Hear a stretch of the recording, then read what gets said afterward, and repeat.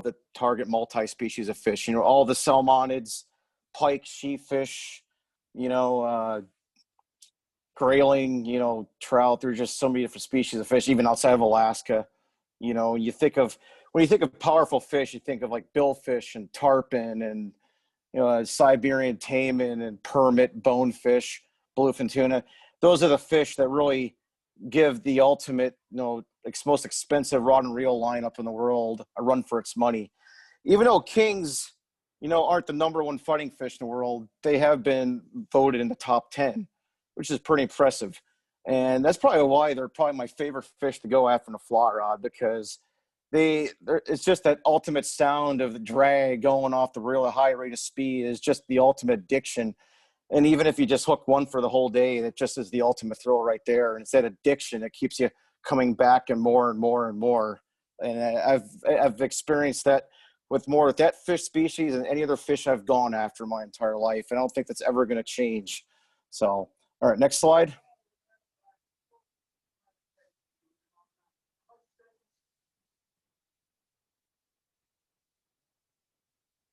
All right, next slide, Kevin, when you're ready. Sorry, give me just a second. Full screen. No worries. Is being a pain. Hold on. Okay, can you see the next one? Yep, I got it. All right, so here's kind of a brief outline to go over with here today. I got about 50 slides, but I'm going to try to keep it straight to the point on a lot of this stuff. But I'm going to go over king salmon habitat. What's the ideal habitat versus eliminating, you know, non-productive habitat. Fly rod and reel selection, you know, for both single hand and Spey rods. Talk about fly lines and sink tip systems for both fly rod setups. Leader systems, these are really important because obviously these aren't grayling or using 4-pound tippet. This is a whole nother ball game. Flies, definitely going to go over that here. I got a nice arsenal of flies in the top 10, which are very important to have in your arsenal. Technique and presentation, I'll go over that. Great Lakes Kings, it's very straight to the point. I got that in about 2 or 3 slides. Since given the emergency closures we've been experiencing in Alaska the last couple of years, I feel like if anybody wants to escape out of Alaska during August through October, wants to try to catch a Great Lakes King in a fly, I'll go over that very briefly because it's still a fun thing to do.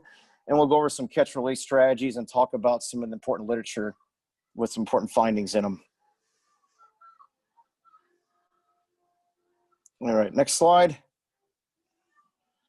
All right, so king salmon fly fishing. There's kind of debate when it first started, but it really kind of started in the 1960s in the West Coast in California on the Smith River. That was like probably where it was the birthplace of king salmon fly fishing. They would sit in prams on the very head section of a pool and strip real small flies with sink tips on and hook up these giant 40, 50 plus pound chrome kings. And then it kind of just pauperized throughout the whole West Coast and even up into Alaska and even in the Great Lakes as well.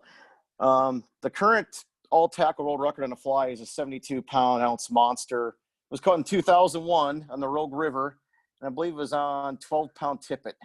So I don't know how long it took the guy to fight it, but that must have been a crazy fight. Can't imagine how long that took to reel in. Pretty much single-hand fly rods have dominated the fishing scene. They're easy to use. There's a short learning curve compared to Spey rods, and it's always going to be that way. But as we entered the turn into the early 2000s, that's when Spey rods started to become more popular. You know, single-hand rods are still the dominant category. Spey rods have just popularized a lot because they're can cover a lot of water faster, you know, cast fast sink tips with efficiency, cast large wind-resistant flies long distances. So they're becoming a huge staple chase for a lot of anglers, and a lot of anglers love using them because how easy they are to use. And there's not that, you know, the learning curve can be a little more difficult, but with some instruction, it's not that bad. And as far as trophy waters go, I mean, there's a lot of good waters up the whole West Coast, but as far as Alaska standards go, the Kenai may not be the fishery used to be, but it's probably one of the ultimate destinations for a 50-plus pound fish on a fly. I never broke 50 there, but I landed a couple in the mid-40s there, and it's quite the challenge. And still, despite the challenge we're facing in these times, it's still a good place for a 50-plus pound trophy. Kasilof, not just its sister tributary, still a good shot at a 50-pounder. The Glatina, given the characteristics of that watershed, you know, fast water flows, rapids, fish have to have the genetics and the physical capabilities that go up those headwater rapids to get into the headwaters to spawn. So that's definitely a place for 50-plus pound fish. Same with the Tanzina. Talachula, I guided there. We landed some 50-plus pound fish there on fly, so that one's going in the category. And the Susitna. Anyone that's Susitna drainers, some of the creeks like Willow, Montana, all those ones, Deshka, they all got a shot at a 50-pound fish. All right, next slide. Next, we're going to talk about king salmon habitat. If you look at that right there, you're going to see that walking speed like current, that nice long run there before the riffle there. That's like perfect king salmon fly fishing habitat. We're gonna get into that and category. We're gonna lay out what the perfect king salmon habitat should be. All right, next slide. Just like in all river and lake systems, there's so many pieces of habitat units out there, but these three we're going to go over probably the most important. The first one is very, very important, and this is called Silt-line transitional zones. This is just the name I came up for it. There's no specific terminology for this in peer-reviewed journals or fish biology books or anything like that. It's just basically a silt line. So this is a habitat characteristic associated with glacial river systems. So basically, you're going to have a border of glacial clear water. With border of glacial water with clear water coming in from an interconnecting tributary. So you see in this photo right here, you can see the clear water where I'm standing with that king. And if you look just off into the background there, you can kind of see the dirtier water from the Susitna. That's usually a very, very important area for fish for migration. They use it for resting. Kings will come periodically out of the silt to kind of remove impurities and silt from their gills. And then another very important piece about this habitat structure, this area, is two things. One, kings that have to go further up in the headwaters to spawn are going to just use this as a as an area to conserve their energy. And then when the moment's right, they're going to keep pushing upstream. Or situation number two, you got fish that actually are going into this interconnecting tributary where the clear water is coming out. They're going to go up there to spawn in that tributary and migrate up that stream. So this is a very high percentage spot to catch not just big fish, but lots of fish. It's a very, very cool area to fish. So like I said, this is associated with glacial systems. So primary examples are the Kenai, the Kasilof, the Glatina, Tanzina. Those four streams are probably very important. And then even the lower Yukon, you know, if you can get down the lower Yukon, if you could find Clearwater tributary coming in the Yukon system, and assuming it's opened for fishing, for sport fishing, definitely do that, because you can use remoteness to your advantage and not have to deal with any angling pressure. And you find tons of these silt-line transitional zones on glacial river systems. All right, next slide for runs.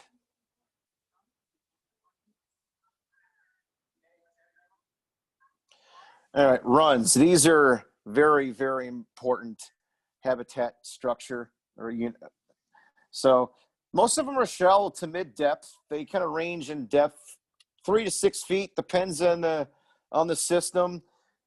Depends on the gradient of the hydrology of the river and other environmental factors. So when you're fishing runs, the thing you want to look for is walking speed like current. So usually with pools, for example, you have very slow current in most pools, but with runs, you usually have that walking speed like current. That is like the perfect current where you want to swing flies with your fly rod. And like with any run, the length of the habitat area or the habitat reach can vary. Some can be as short as 20, 30 yards, and some can be as long as a couple football fields. And this is definitely an area where you want to, you know, spend your time fishing. When fish enter a run, they usually enter in from another pool or a riffle. They shoot right through in the tail out. They kind of just hang there and do one of three things. One, they push right through, just keep migrating up. Two, they'll push into the run, and they'll slowly and steadily migrate through as the day goes on, and kind of hang near the bottom to avoid predators. And since they're a light sensitive fish to begin with, to avoid light, and then conserve their energy in there depending on the speed of the current. And a lot of the bottom composition varies too. In some rivers, you might have sand. In the Susitna River, for example, you have some of the rivers in the Susitna drainage. A lot of the tributaries on those runs have sand bottoms on them. Some have a lot of boulders. A very cool one is if you have large woody debris. That's like a very important habitat structure right in the middle of the run where kings can hide behind to avoid fast flows, conserve their energy. So that's a perfect area to swing a fly through where you have large woody debris hanging out. Like it could be, from spring runoff where you have stumps get washed down, tree branches and stuff like that. And it'll get submerged into the river bottom and creates a lot of structure for kings to hide behind. And the head sections, the entire structure is worth fishing, but the tail outs are definitely important too, because you have that nice flat calm water where it kind of slows down a little bit, and they first shoot up to a riffle or a pull, and they're usually very aggressive. That's where some of the most aggressive kings are located in the run, is usually in the tail out. So you come to a place where there's angling pressure, no one's fishing the tail out. That would be my first spot I would pick if there's kind of crowded with people throughout the whole habitat area. I would pick the tail out as the first area to swing flies through. All right, and next one, pools. Here's the interesting about pools. If you just Google pools and how many types there are. When I was involved in Kevin's research project, I read a paper. There was probably one stream ecologist listed like 8 different types of pools. Another one had, I think it was like 9 or 10 different subcategories of pools. Tons of them, but just not enough time to go over that. So I figured go over 3 main pools that are great for fishing for kings. One is a confluence pool, as you can see in this photo right here. Basically, a confluence pool, or also called a convergence pool, is when 2 stream channels come together as they're flowing downstream, form a deep pool. And those are excellent areas for both swinging flies and also nymphing real big egg patterns and beads and stuff like that, and big oversized nymphs. Debris dam pools, those are really, really good pools. Those are usually associated with deep water. They have a bunch of natural debris, such as tree branches, submerged logs, stumps, that create a bunch of structure for kings to hide in. And it's usually a place where if you're swinging flies or you're nymphing egg patterns, be prepared to lose some flies in this area, and not going to be too happy, but prepare to have a bunch of flies in your fly box or fishing debris dam pools. But if you work hard through this kind of pool, you will be rewarded. Third type of pool is a mid-channel pool. That's basically as the stream flows downstream in its way. If you look at the left and the right shorelines, that kind of slowly go outside and they slowly go back in. It almost looks like a little bowl, like the shape of a donut. That's why it's like a bowl-shaped pool. Those are called mid-channel pools. Those are usually they feature very slow current, and those are better associated for fishing with nymphing techniques because their current's so slow to some point that it's really hard to get your fly to behave the right way when it's swinging. So this is where having a long leader with a strike indicator set up in a large nymph pattern, such like a Fat 5 Freddy or an oversized glow bug pattern, is very, very productive. Or if you want to resort to the dark side and use a big 14mm bead, feel free to go for it. But pools are very important too. Kings use these for multiple purposes. Conserve their energy in their way upstream, especially if they have to migrate long distance in headwaters. Predation avoidance. And the nice thing is they can also go in the inside shoreline to avoid faster flows, because some pools will have faster flows. Not all of them have slow. It just depends. But every pool is different. Every river system's different. That's why you need to study it, you know, and if you're new to fishing a stream, I always recommend taking a journal with you and sketching it out and fishing it. And even if they fail, they'll catch something. Always take notes and document that, because they'll ensure success for the next time. All right, that's it for habitat, for the 3 key habitat areas. All right, now we're going to go over a brief little tackle outline here. We're going to talk about fly rods, fly reels, fly lines. We're going to talk about leader systems. This is more than just tying a simple blood knot with a surgeon's loop to a dry fly for grayling. It's a little more complex, but I'll try to make it simple as possible. And sink tips. And if you see that photo right there, that's Jeff with the Prize King. He was so excited when he caught that fish. So if you ever ask him a story about that one, he had fun. Who's that with amateur? that one. Who's that? What? Who's that amateur on the left? That's me. I'm the amateur.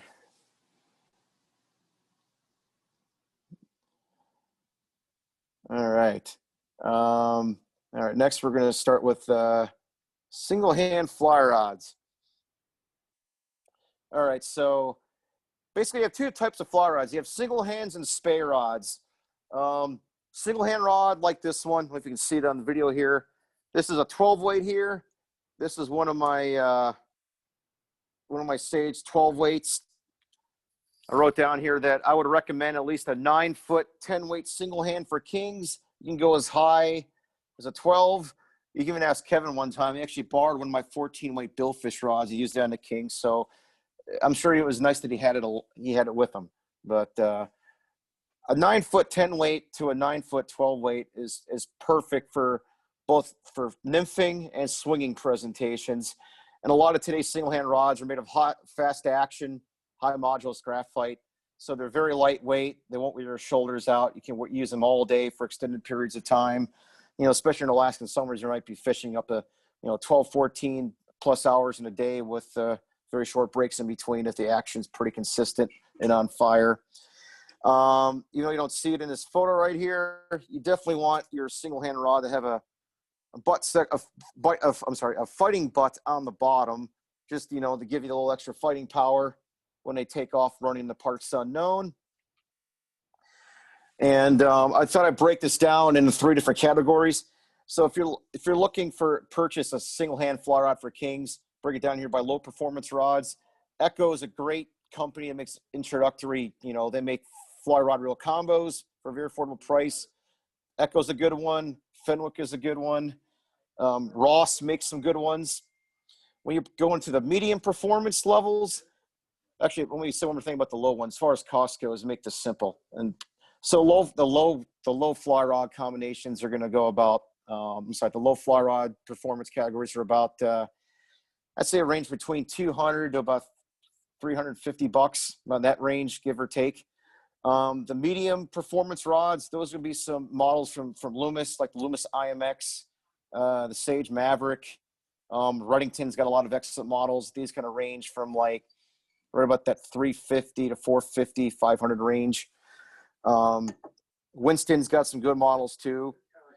And if you're willing to break the budget a little bit, and go for a high performance rod, this is going to enter like your Sage Methods, your Sage Igniters, G Loomis NRXs, Scott rods, Winston, Thomas & Thomas, some of the Orvis Helios rods. That's in the high performance category. They're very, very lightweight, have very high modulus graphite. They use very like titanium recoil guides, which allow for improved casting distance. So some of these rods, like a 9-foot 10 weight, say a Sage Igniter, only weighs like not even 3 3/4 ounces, extremely lightweight. 20 years ago, the rod probably weighed 5.5 ounces. So it's a showing of how graphite technology has changed over the years with rod manufacturers. It's like the challenge, how light of a rod can you make without sacrificing that power? So far, so good. But as far as price ranges on these, this is when you're talking like the $600, $700, $800. It's crazy. Some of these rods are even entering the 4-digit price category of like $1,100, $1,200. All right, next we're going to talk about Spey rods. Spey rods are some of my favorite. I love using these things. So if you're using a Spey rod for kings and you're new to this, a 12-foot to a 15-foot fast action or an ultra fast action, these kind of rods have most of the flex is up in the upper tip section of the rod, so it can deliver very fast line speeds versus like a very slow action rod bends throughout the entire blank. So it's a very slow action. That's where most of the bend is. So you can't generate a lot of line speed on it, or the line's going to turn over and won't cast well. As far as line weight category, I would go to bare minimum of an 8-weight Spey rod. 7 can be done. I know George Cook has landed some kings on the 7-weight down in the Connect Talk down there at Rivers West, but definitely don't recommend it. Use at least an 8-weight, and I would go up as high as a 10. The rod selection really depends on a couple factors. One, with wind. If you're fishing very windy conditions, I would not use a 15-footer. That's going to be a pain in the butt to manage. A shorter rod in the 12-9 category is excellent for that. When it's less windy, when the conditions are more on the normal side, that's when your 14, 15 footers are great for that. If you want to cast very long distances, obviously the rule of thumb is the longer the Spey rod, the longer you're going to cast, and it's a lot easier to handle longer sink tips. If I had to pick one king salmon fly rod to do it all, regardless of conditions, probably the most versatile weapon I'd say would be a 14-foot 9-weight that can handle almost any size fly, any size sink tip. It can handle big water like the Kenai. It can seal off. It can handle smaller streams too, no problem. The nice thing is these rods all come in 4-piece, so they're very easy to transport. The nice trend that's been going on over the last 3 or 4 years, a lot of rod manufacturers have been making these in 5 and even 6-piece models. May increase the cost a little bit, but allows it for easy transport. That way you don't have to worry about breaking your toy. And the weight on these, it's impressive. You think 9 to 11 ounces is heavy for a rod, especially a 2-handed Spey rod, but it's actually pretty light. Even when you put the reel on there, a lot of the fly reels nowadays are weighing around 8 to about 11 ounces to handle for king reels. So when you balance that out, it's actually not that bad. So, and as far as like rod brands go for Spey rods, a lot of good ones out there. You got a Sage 1, Sage Z-Axis, the Igniter, the Impulse, which is a low-run model. The Reddington Nadrimus series is good. On the lower end side, the moderate side, you got G Loomis IMX Pro's got some good ones. Lots of great models that start about in the 250, 300 range, and go as high up as 1,400 if you want to go for a G Loomis Esquith. So it all depends on how much you're willing to spend on the Spey rod, but that's a good price range. Varies. It all depends if it's low, medium, or high performance category. All right. Next slide. We're going to talk about the advantage of Spey rods. Like I said, single hand rods are what most people commonly use. I'm going to talk about why Spey rods are so popular, why they're so advantageous compared to single hand rods. A lot of times when you're fly fishing in Alaska, and not just for king salmon, almost for any game fish species in our river systems, a lot of times you don't have backcasting room. It's simple mathematics and simple logic.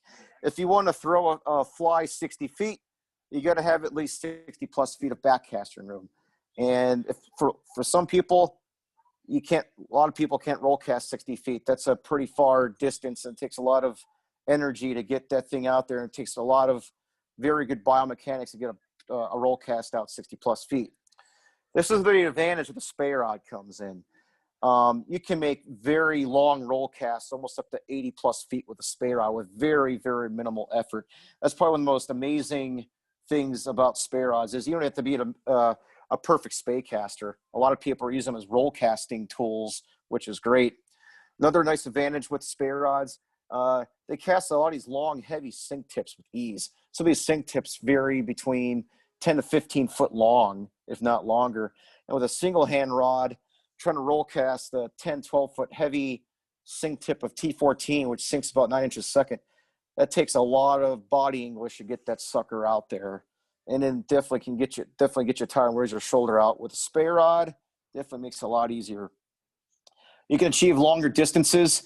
Once your Spey casting skills are dialed in and you feel pretty confident with your ability, there's no reason you can hit 80 to 110 feet with good consistency. Doesn't mean you always have to shoot for a 100-foot cast to catch fish. A lot of times, when I was with Kevin fishing the Susitna, we were catching fish no more than 40 feet out from shore. So a lot of times you don't have to throw. It's not about how far you can throw, but it's nice to have that ability to throw a long range, throwing a Brett Favre long bomb if needed. Another nice thing about Spey rods over a single hand is the fish fighting power. If you look at the butt section of a Spey rod, it's almost equivalent to a 12 or 13, 14 weight like saltwater fly rod. It's got so much power reserved in the lower part of that blank. It's gonna really put the hurt on them when you lower your rod tip down to the side and really put the hurt on them. And not only that, but when you're getting near the end of the fight, you really need to control that rod up high. You get so much control on the fish compared to a shorter 9-foot single hand rod. So that's a nice bonus characteristic with these Spey rods of fish fighting power. Reduced casting fatigue, and I think the main reason why it's reduced casting fatigue mainly is comes with roll casting. There's main Spey casts usually used with Spey rods or snap tees and double Speys. They're the two most simplest ones to learn. But a lot of times you don't even have to do that. You can roll cast these rods up to like 80 feet with minimal effort. So that's the nice thing about these type of style rods. They throw large flies easier with minimal effort. I mean, some of the king salmon flies you can tie up to 5-6 inches long. If you're using bulkier flies like an articulated rabbit streamer, where rabbit is waterlogged, it retains water, so it's gonna, even a 5-inch articulated leech is gonna feature some weight compared to a lightweight marabou fly. So definitely helps with those style of flies. And another nice thing about Spey rods compared to a single hand rod, if you want to achieve good distances, you have to do a lot of false casting, or at the single haul or double haul, or you need that back casting room to do that. With a Spey rod, you don't have to worry about. There is no false casting. There is no hauling required. It's all about how you set up your anchor, set up your anchor to Spey cast, or simply just doing a long roll cast. All right.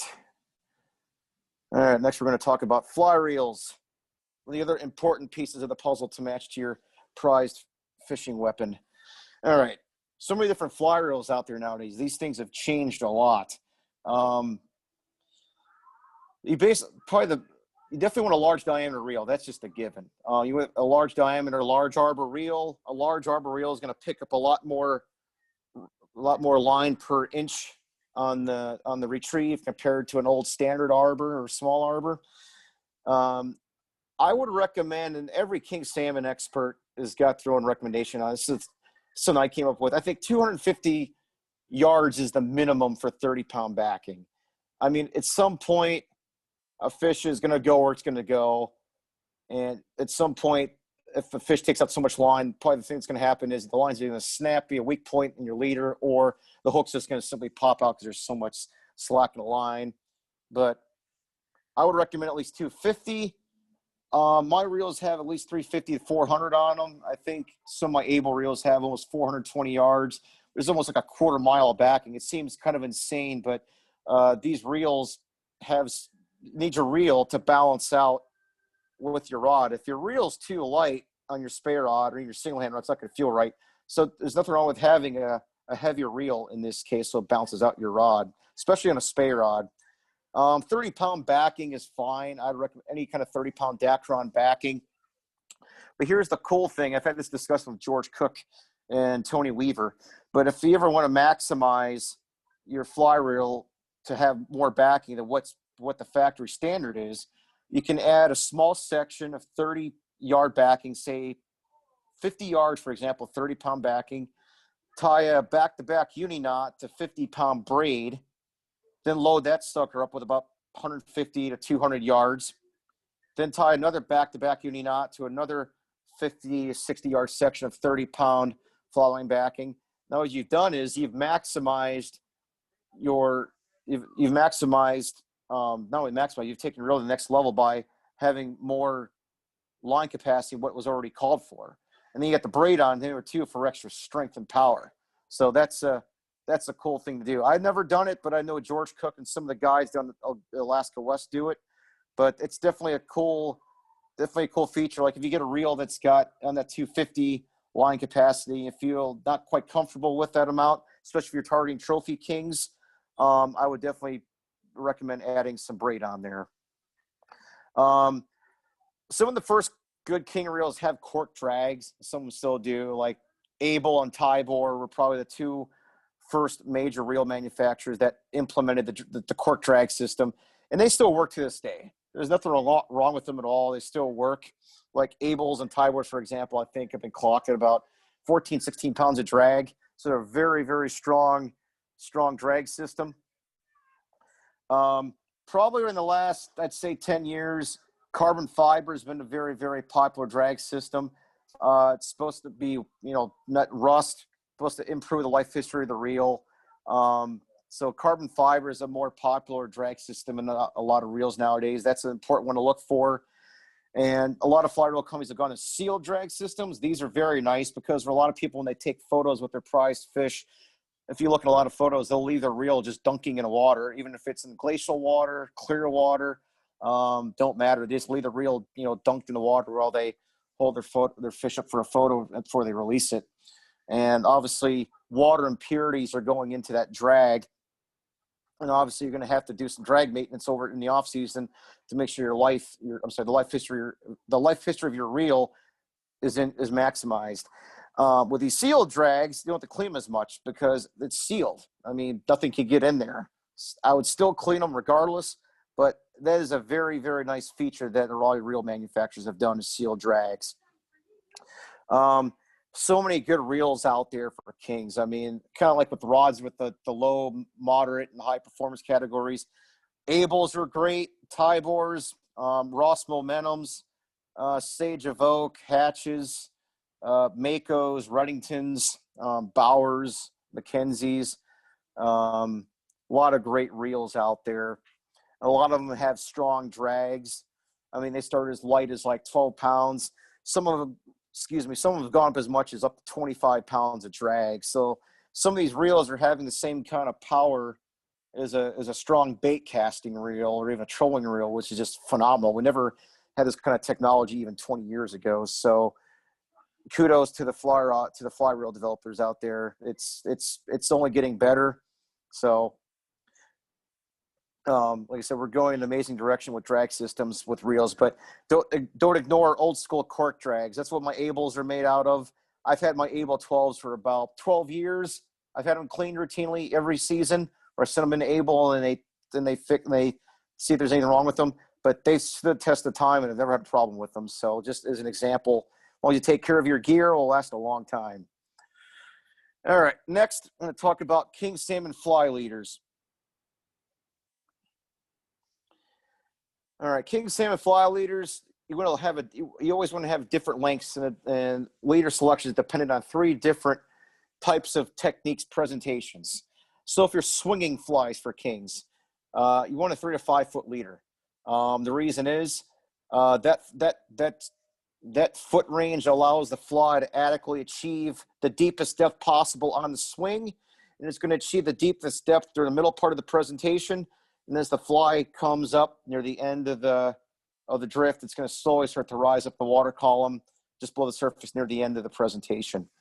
If you have a long leader, what's going to happen is your fly is not going to achieve depth. It's going to ride way too high in the water column, and that's not what we want. We want that fly that's swinging to try to get down into the middle of the water column to close to the bottom as possible without snagging the bottom. Nymphing. You don't want a short leader for nymphing. This is the opposite. With nymphing, you want an 8 to 10 foot leader. The whole point of nymphing is to have some split shots on there, like a 3-aught split shot's probably the most common size, to attach to your nymph of choice.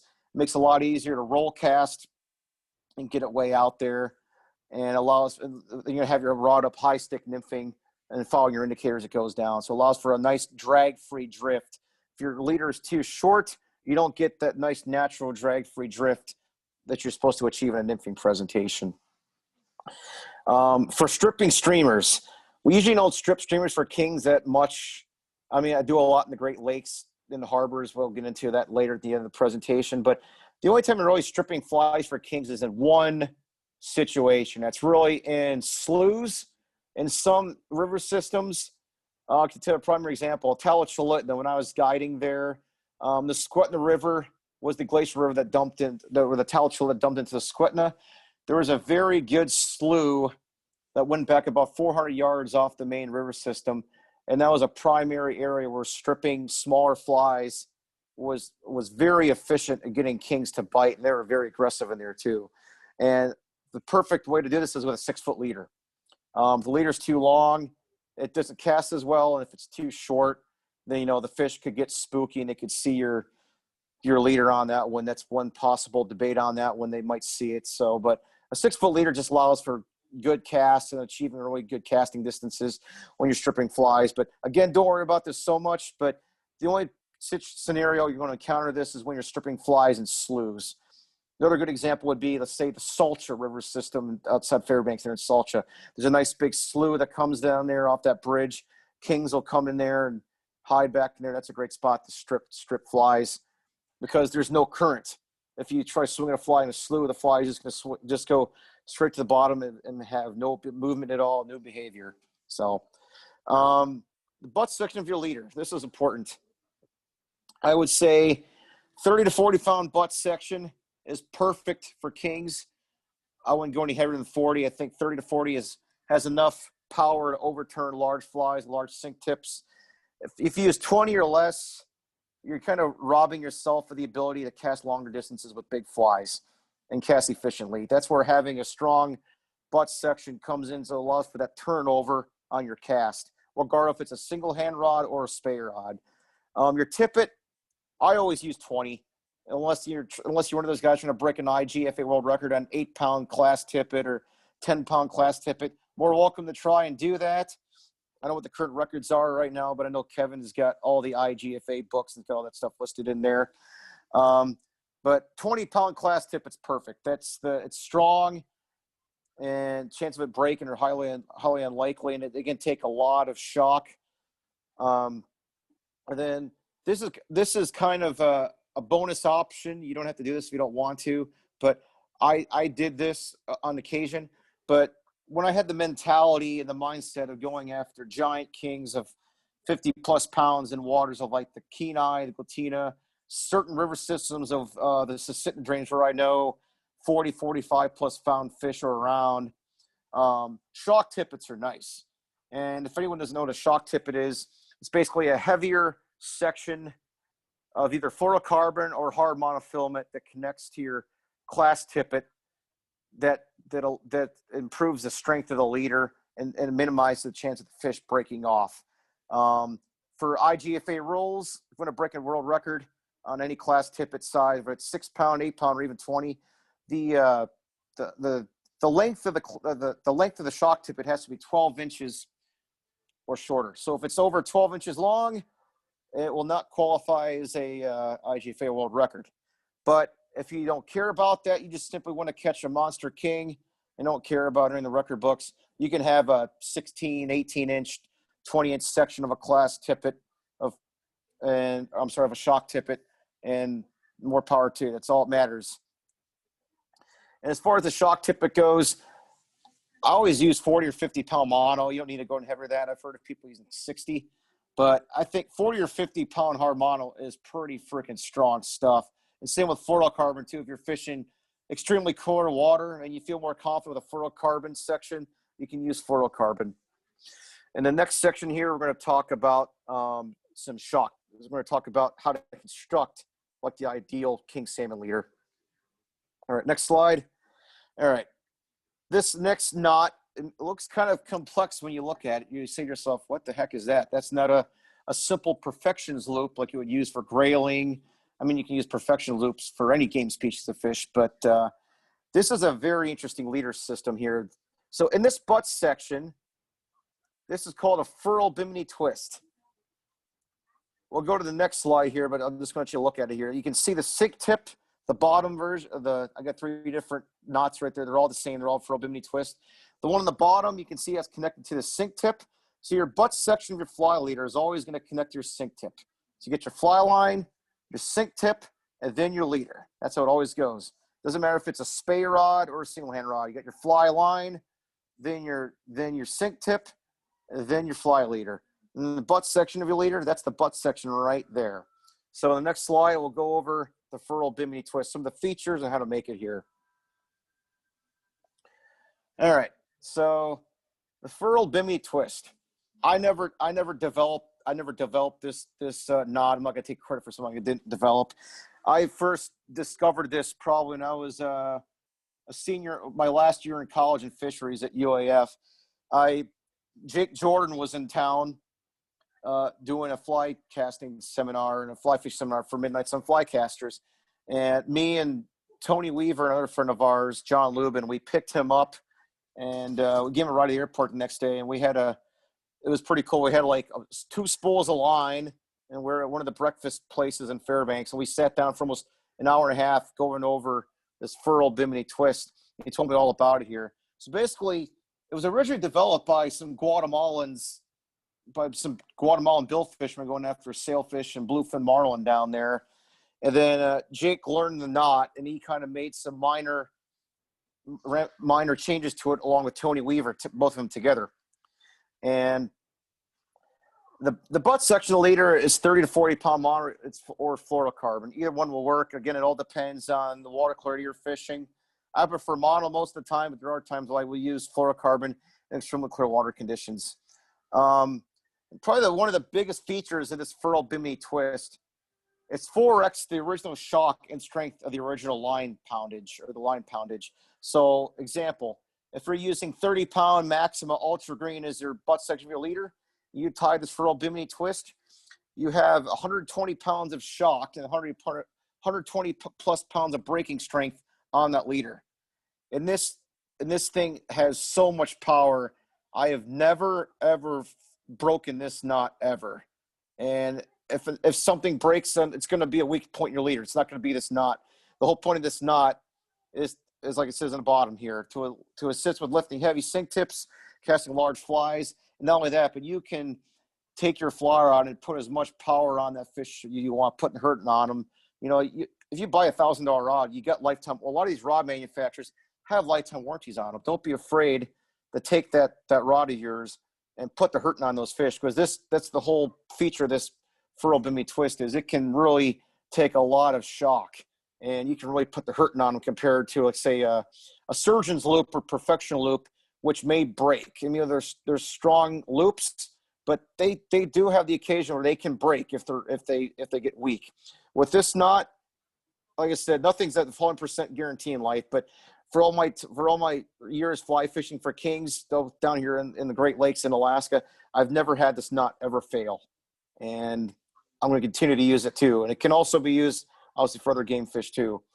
All right, going as far as how to tie this knot to save time, I actually have a YouTube video on how to tie this.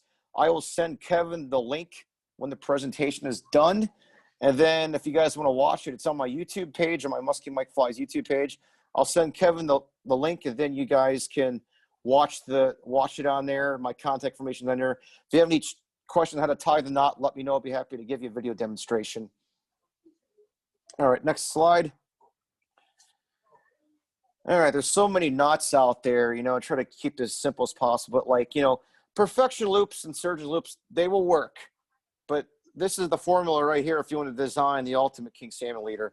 I would say a 30-pound Maxima Ultra Green with a Furled Bimini twist and tapered down your 20-pound class tippet. I like Maxima Ultra Green. It's very, very strong mono. It's totally different. You usually don't want to use trilene and strand and all those kinds of monos. Those are more designed for conventional fishermen, you know, throwing lures for pike and lake trout and stuff like that and grayling. You know, like Maxima Ultra Green is specifically designed for fly fish. That's what this model is designed for. Butt section knots for the knot connection for the butt section to the class tippet. I would go with Albright or blood knot. There's a bunch of other ones that you can do, but these are the two most simplest ones and are very strong. I use an Albright. I use about an 8 to a 12 turn Albright knot, and it's very strong. The other nice thing about the Albright knot too, or a blah knot, is if it's on a snag and you pull back on your rod straight, that knot will probably give out. So that way you save your save the rest of your setup and don't lose anything. So that's a nice thing about those two knots. Not a choice for the fly, for the class tip of the fly. I mean, there's so much debate on that one. My favorite knot's been the 6-turn jam knot. I learned that one about 10 years ago from a friend of mine in Alaska, actually from Ross Novak. He showed me that knot, and he ties it for tarpon fishing. He said that knot has been great for him. So I switched primarily to that knot. Other knots will work would be a uni knot, Home Roads loop, the Palomar. Here's a nice thing about the Palomar knot. If you're using Shock-tippets in that 40, 50-pound category, some of those other knots, like an improved clinch or jam knot, you can still tie them, but they kind of get very bulky. This is where a Palomar knot keeps things simple and still a very, very strong knot. So Palomar knot's not a bad one for that. Let's see, lost my place here. Here we go.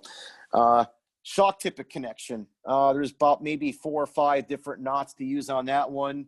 But I think the two most common ones are a Slim Beauty and a Huffnagel.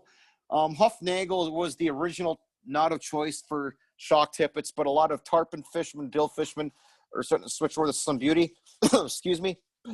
But I tie both of them, but I kind of still use a Slim Beauty. But Huffnagel is still a strong knot too. They're both very strong. You know, Huffnagel knots kind of get very bulky, and sometimes you have to use a leader straightener to keep your leader straight. But with Slim Beauty, the Slim Beauty is an easier knot to learn how to tie.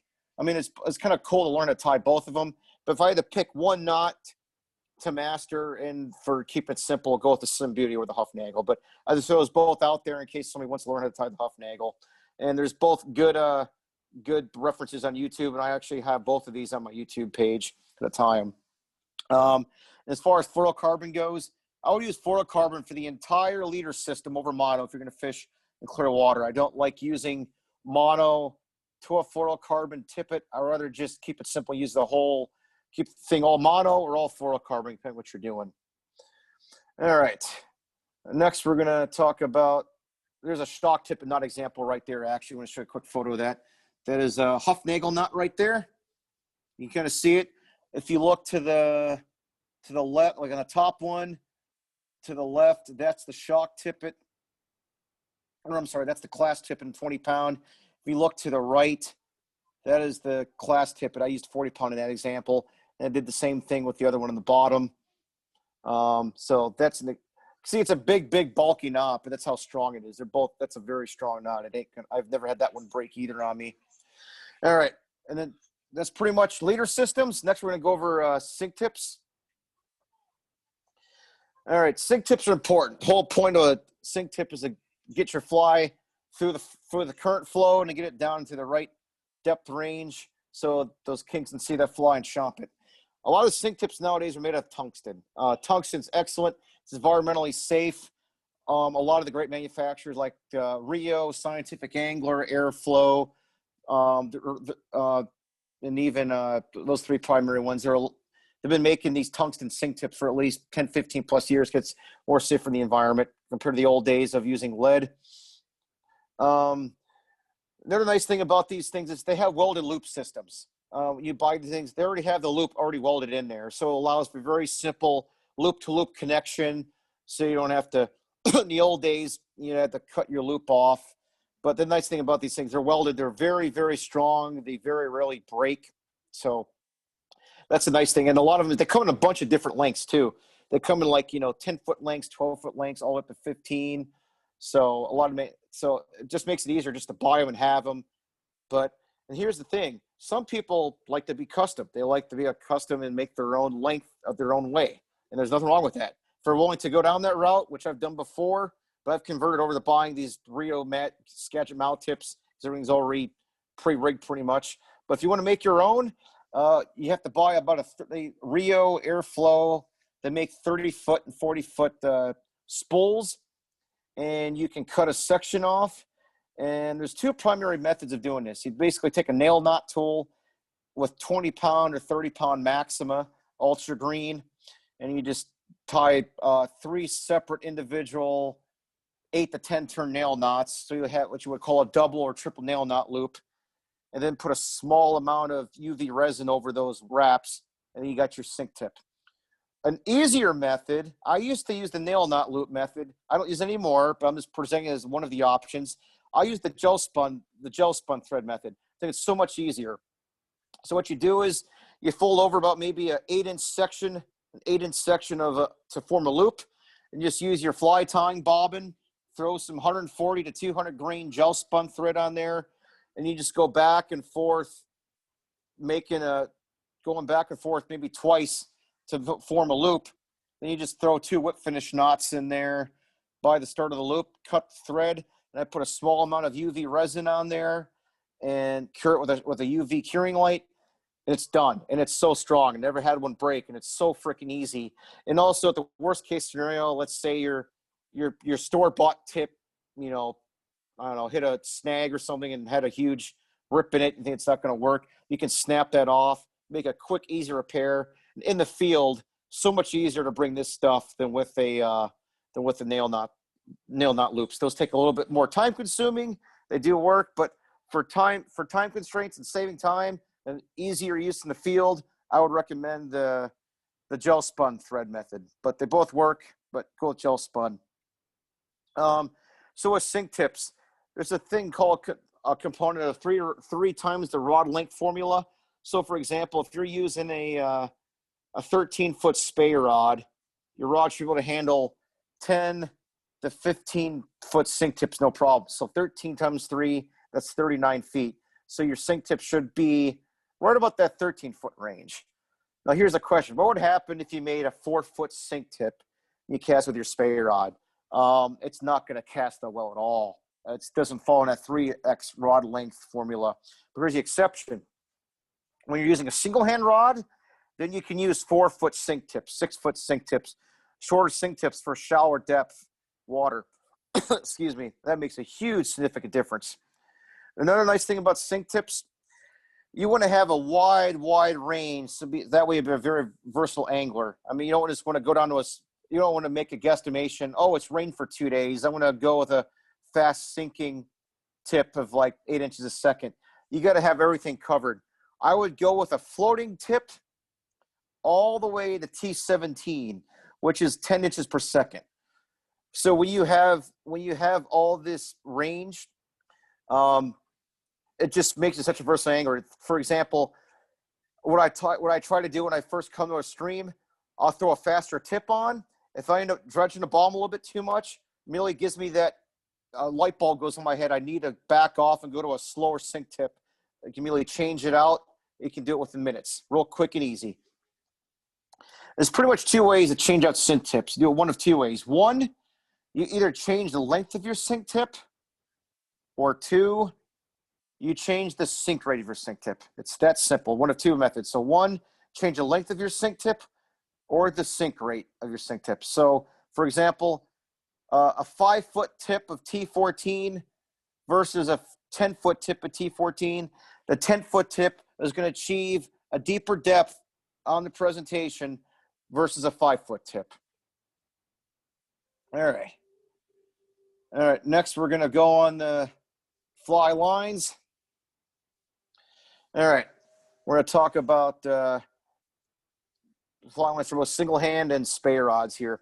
So pretty much the main fly line you want for nymphing is a weight forward. You don't want a sink tip line or a full sinking line. You want a full weight forward line to match the fly rod choice. If you have a 10 weight rod, obviously, you can use a 10 weight line, but some of today's rods, for example, do perform better when you upline the rod by 1 weight. For example, some of the old sages like the TCRs, the TCXs, the igniters and the methods. There are some of these ultra fast action fly rods are very, very stiff in the tip section. They develop a lot of line speed. So if you have a 10 weight ultra fast action rod, I would maybe recommend 11 weight line instead of a 10. So that way it allows the line to cast more efficiently than with a 10 weight line. But that's the only scenario pretty much is with ultra fast action rods. But so you got a weight forward line for nymphing. For swinging flies in the rivers or stripping flies and backwater sloughs, That's when you want a floating line with an integrated sink tip system.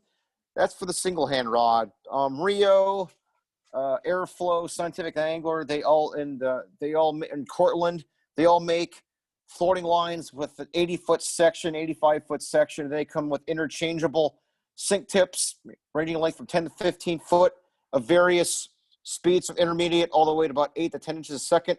Those are very efficient for swinging through deep runs, moderate depth runs, in the Silt-line system, or even stripping flies and backwater sloughs. Full sinking lines, don't really need these at all. I think the only scenario this would ever apply is if you're one of those diehards wanted to do something off the gridiron and go fly fish in the ocean, for kings in the tide water out in the ocean on your boat. A full sinking line is probably an option, or a floating line with a very long sink tip. For example, if you're going to fly fish in the ocean for kings, probably the best line for that, honestly, is a line called Rio Outbound. And it's got a 37-foot shooting head on there that sinks. That is probably the best line for the job. If you guys want to write that down again, the line's called Rio Outbound. Has a 37.5-foot shooting head, and it goes from intermediate all the way to T14. So, and the other exception is the Great Lakes, which I'll go over later. If you want to visit the Great Lakes and try fly fishing kings down here in my neck of the woods, full sinking lines are a bad idea. These are Skagit and Scandinavian lines. These don't apply to single hand rods. It's more for Spey rods. Skagit lines are very, very thick. They range in length from about 20 feet all the way up to like 35 foot in length. It all depends on the length of the rod. Usually the longer the Spey rod, the longer the length of the line is going to be. And Skagit lines, the whole point of them is to turn over heavy sink tips, fast sink tips, and large flies. Scandinavian Spey lines, the only time I would recommend this for fly fishing kings and a Spey rod is as follows. If you're fishing slow water with shallow depth, shallow mid-depth, slow flow, I would use you're using unweighted flies. A Scandinavian Spey line is perfect for this because they're designed for lightweight flies that have no weight on them. That's the whole point of these doing Scandinavian Spey casting tactics. Whole point of this Spey line is to throw long range distances with unweighted flies. A weighted fly, such as like Intruder, an articulated rabbit leech, something like that, an egg sucking leech with dumbbell eyes.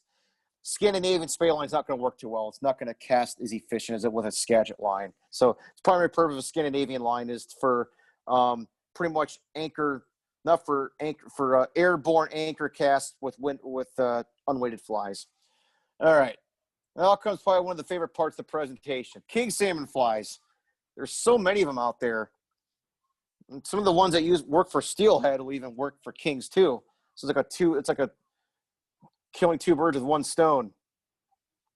If you look at that picture right there, that's just an example of a perfect. of an ideal king salmon fly. That's the basic marabou intruder. That one's not finished being tied yet, but see how it's lightweight. It's got marabou in there, rhea, a little bit of sparse flash. It's tied in the tube, and it's got two simple color combos in there. This is kind of like what you want for king salmon fly. You want something that's lightweight. The lighter the fly, the better. You throw it for two reasons. One, you throw it longer distances, easier. Two, when a fly has less weight on there, less material, it sinks through the water column better, therefore establishing a greater depth. All right, let's go over these king salmon flies. I can't remember how many I put on. I think it was like 8 or 10, but we'll go through them here. Most of these flies are for Alaska and the West Coast, but some of these will work in the Great Lakes too if you ever visited the Great Lakes. All right, number one, this is probably got to be, you always hear that nickname GOAT when it applies to anything in life, the greatest of all time.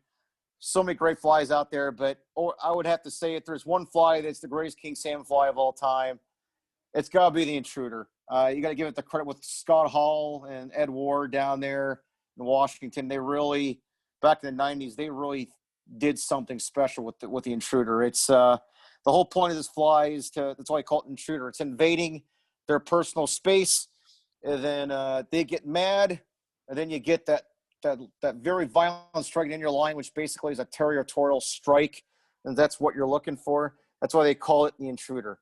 There's so many different subcategories of intruders. Well, I'll go over a few of those here in a second here, but you can see here's the basic intruder design. You got dumbbell eyes. You can also use a cone head for your primary for weight. You got a front and back section, which has a dubbing ball, then has a little collar like Arctic fox. Some people like to use raccoon fur. Some people use craft fur. You can use synthetic and natural materials for these collars. And then for the Spey hackle, in this example right here, you can see the rhea. Rhea and ostrich are pretty much your two primary examples for Spey hackle, used in the front and the back sections here. And then for a Spey collar, there's so many different ones you can use. You can use rubber legs. I think this one's got rubber legs in this example. Lady Amherst is a classic, and a lot of these collars you just tie with a simple composite or a dubbing loop to keep it nice and clean. And then the body on this one is has just a simple saddle hackle for the hackle. You're going to see the hackle in between the two front and the back section. For the body on here, you can also use pearl diamond braid, flat diamond braid. You can use 4 to 6 strands of flashaboo, tie that in, palm it all the way forward, form a nice flashy looking body. And then for a little fancy additional aesthetics, you can throw in a dyed grizzly saddle hackle feather. Some people like to throw in 1 or 2. Some people like to throw in 3 or 4, tie them around the Fly 360, but that's a classic intruder right there. That's what most of them pretty much look like. But if you type intruder flies on Google Images, there's tons of them. But that's what the original design kind of looked like. All right. And Mike, coming up. So that one's a tube fly, right? Do you prefer to use tube flies over just your standard fly where you have the hook integrated? That's a good question. Thanks for bringing it up. So 2 ways these intruders were originally tied. The original one was tied shank style, meaning it was tied on an old Mustad sacrificial front hook. So, sacrificial, you would take 50 or 65-pound braid, you would loop in an octopus hook upturned in there, and you would cut off the front hook to make it, legal for one hook. That's called shank style. The second style, like you just mentioned, is a tube. I prefer the tube, to be honest with you. Here's the reason why. It has happened very, very rare occasions, but I have had a stinger hook rip out on a 40, 50-plus pound king on a shank style fly, and I even cinched that sucker down hard with a 65-pound braid. And the fight ended, and I was like, what happened? The stinger hook came undone from the sacrificial front hook on the front hook shank. And I was like, oh, man. So after that happened, I just started going to tubes 100%. And you don't have to have that problem, because what happens with the tube, when the king salmon bites the tube fly, the tube fly hook rides in the fish's hook mouth, then the tube rides up the leader. The other nice thing about the tube fly is it doesn't get destroyed. It rides up the main leader, so that way it can be used multiple times. So with a shank style fly, it gets chewed up the bits within multiple uses. But good question. I would recommend the tube. If I had to choose which one to tie, I'd go with the tube. But both are good, but that's probably the advantage with the tube fly setup is you don't have to worry about losing them to a stinger hook falling out. All right, the second one here, I'm going to skip a slide by accident. You know what? We'll go over king salmon. Well, here, we'll go over the king salmon fly cores real quick. That slide's there. All right, because I goofed the order by accident. But before we go to the rest of these flies, we'll go over common colors. There's so many reasons we use these color preferences. Pretty much the 2 main reasons why it comes down, I think, to is time of day, where if it's low light conditions or bright sunny conditions, so photo period's important. Second thing I'd say it comes down to is river water type. Are you fishing clear water systems, glacial systems? And then clear water, you're fishing like spring-fed groundwater systems, tannic clear water. That all kind of dictates fly color selection. Probably my 2 favorite color combos on this list, I'd say, were blue and chartreuse. and black and royal blue. I've had more luck on those two color combos than any other color on this list. They're all good, but blue and chartreuse, that's the most dominant, usually in tidewater, like the lower section of the rivers near tidewater or tidally influenced. Block royal blue shows up very well in clear water systems. Royal blue and purple, that's another good one for glacial water. Black and purple, that's a real good one. Pink and orange is a good one, especially in clear water. Red and orange, that's a real good one in all river system conditions. Black and red, that's a very, very good one. You're fishing in a higher water system. So if you're fishing like Yukon River run fish, like up in the Chinook, the Salcha, in those areas, the black and red is an excellent fly color. It's also very, very good in clear water, low clear water. Fish don't get spooked from black and red. Pink and fuchsia, very good one for off-colored water conditions. Also very good under sunny conditions. And kingfisher blue, that's another very good blue color. That's I threw that one in there because George Cook is one of my good friends. That's his personal favorite, along with Tony Weaver. So threw that one on there. All right, next we'll go into some of the flies here. Kevin, I'll let you know my battery's getting low on my phone. It's at 20%. So worst case scenario, I may have to like plug it in. So I'm just letting you know here. But because if you happen to run out of battery, I'll finish your presentation for you, or at least give it a good shot. Oh no, I could charge it and talk to you on the phone. It's all good.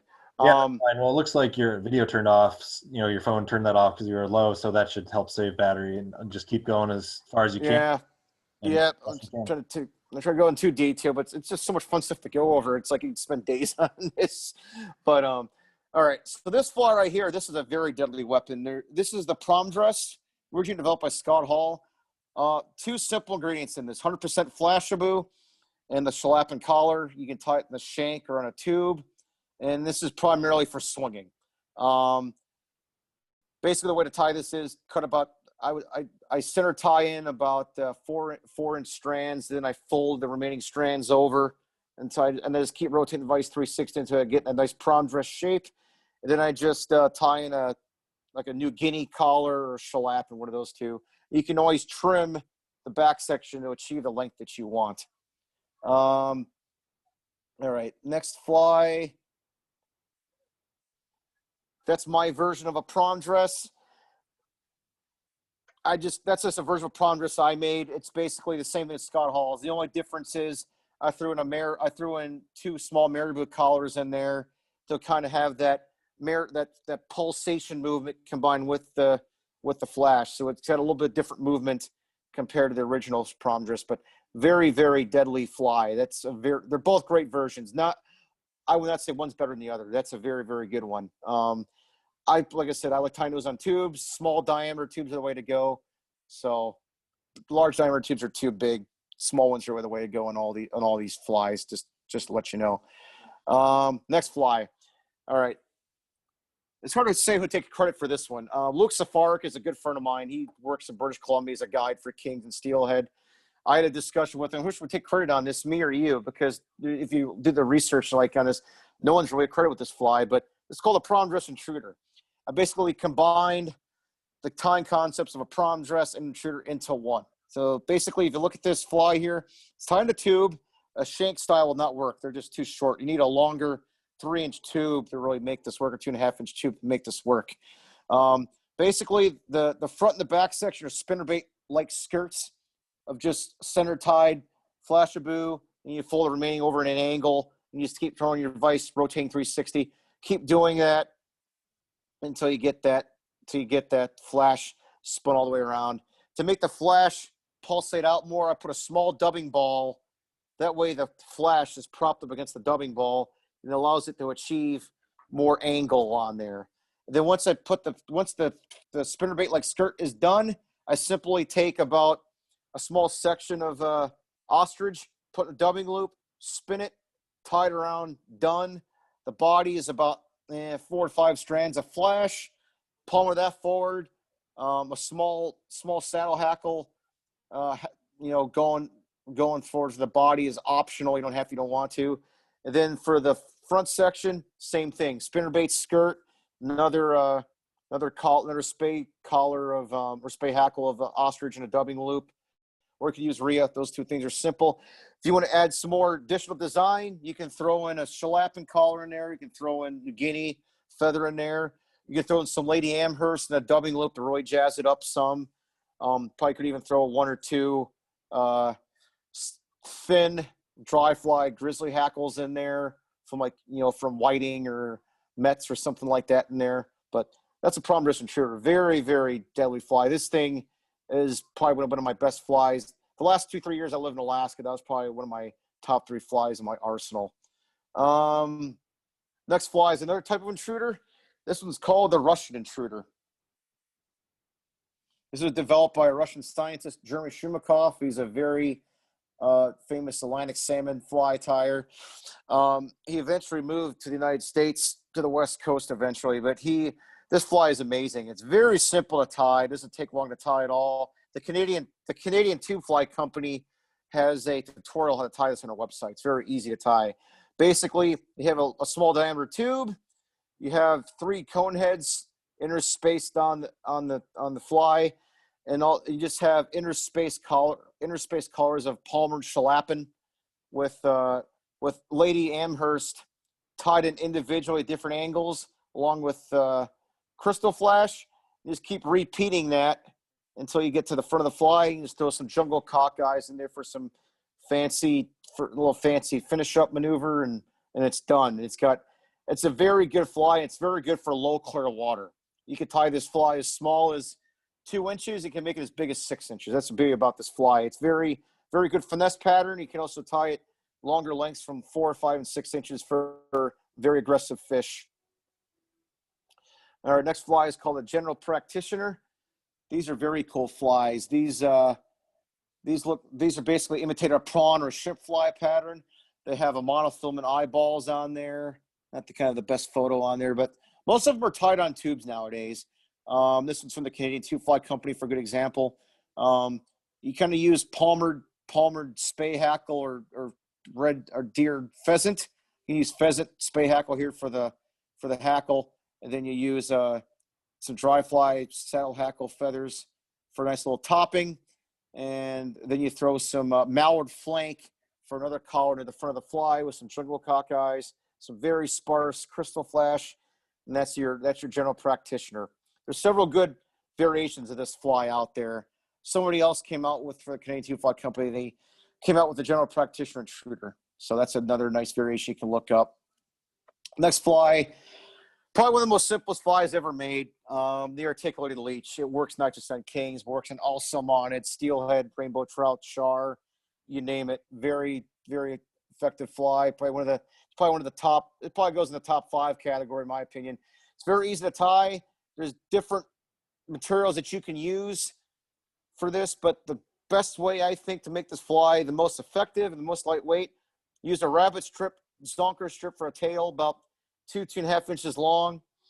Then use a sparse marabou body and an octopus hook, about maybe but a 1/0 is perfect for this one. You don't want too big of a hook, or the fly is going to overturn and not perform correctly. It's going to move incorrectly in the water.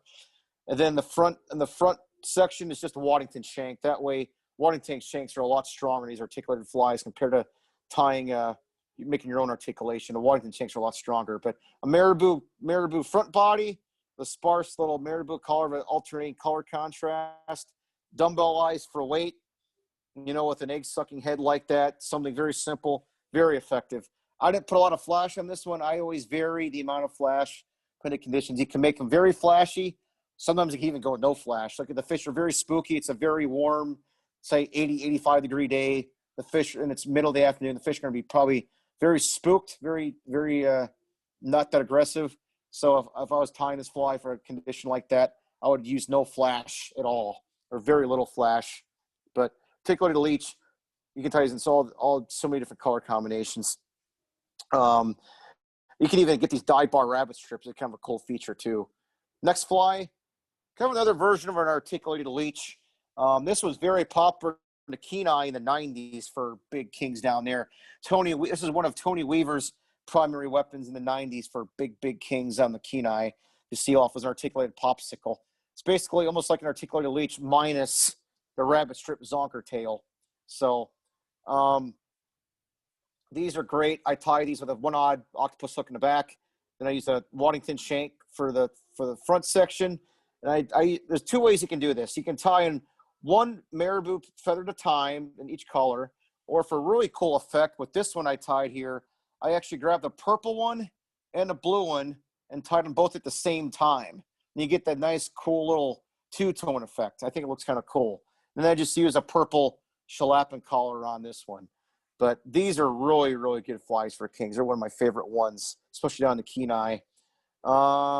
Next fly, it's an old standby.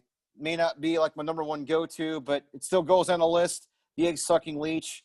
You know, purple ones, black ones, pink chartreuse. You got the egg-sucking head, and there's so many different egg-sucking head materials you can use. You can use dubbing, you can use synthetic material, you can use something simple as chenille. You know, like this one, I think I used some kind of pink synthetic dubbing, but something very simple, you know. But that's the thing, you can make the tails very flashy.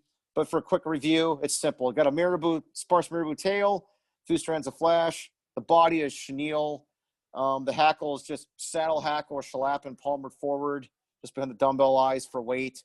Could even use a cone head, but very simple. I think the best time to use this fly is on very pressured systems, heavy fishing pressure, or under very low water conditions or warm weather conditions. So like, you know, air temperatures in the 80s, which are going to warm up the water some degree. That'll be one of the ultimate flies to use in those scenarios.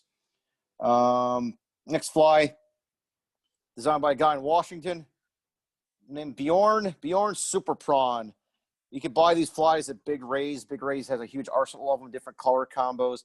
These are great flies. Very simple to tie. You can tie these on tubes too. So don't let the look fool you with just the shank style look here.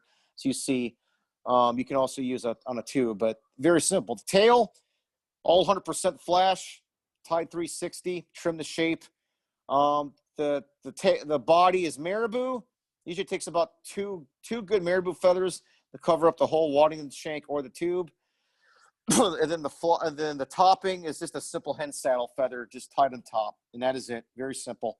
And George Cook likes this fly a lot because, cool about this fly, actually does kind of move back and forth a little bit like a plug, like a quick fish or a maglip or a wigglewort.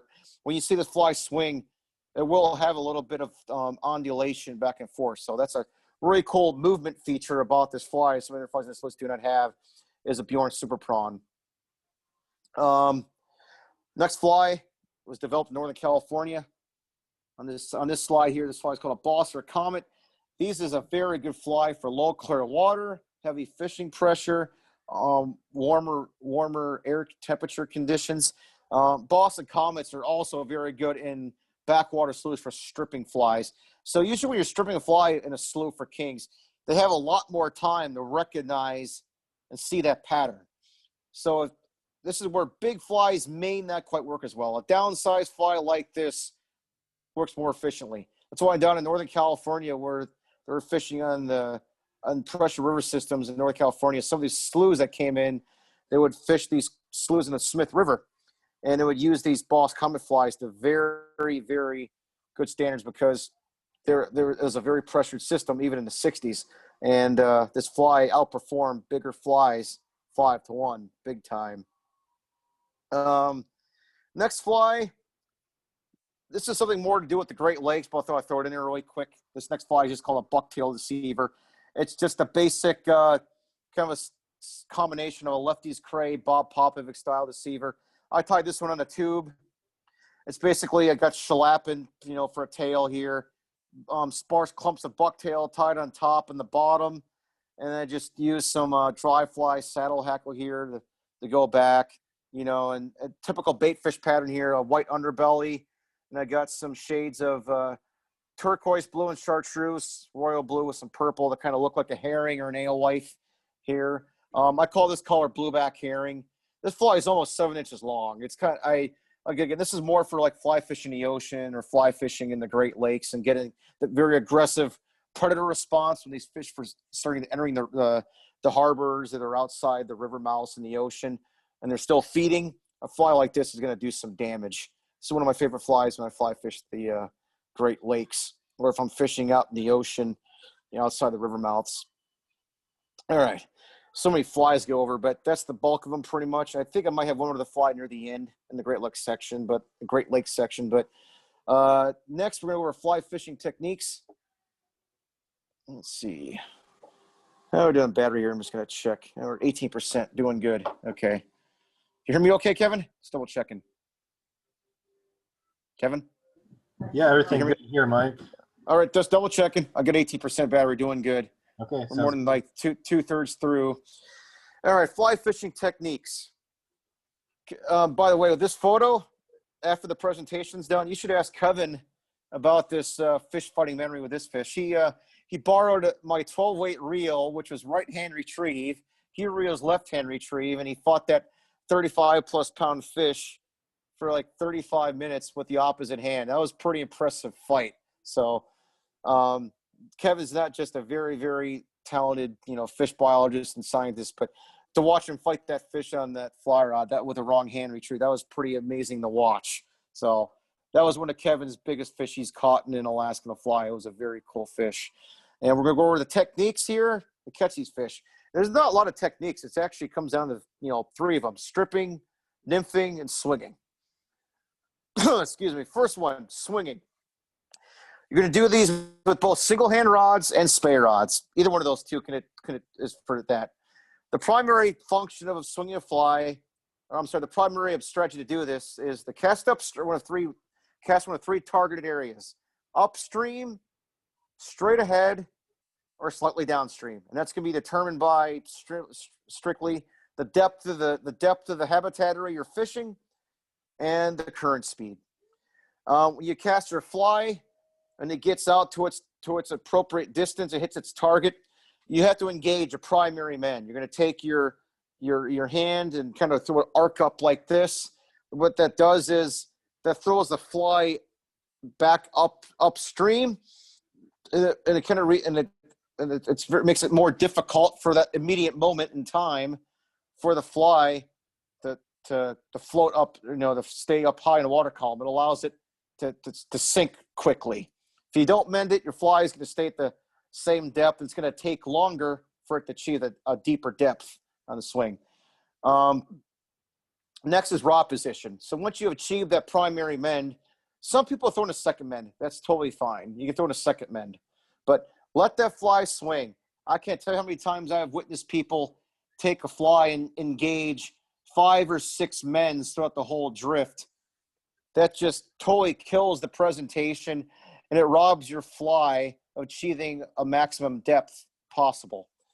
And then a second thing is your rod position. If you look at this picture, this guy's swinging a streamer on his single-hand fly rod here. See how his rod tip is probably within about maybe 6 to 8 inches of the surface of the water?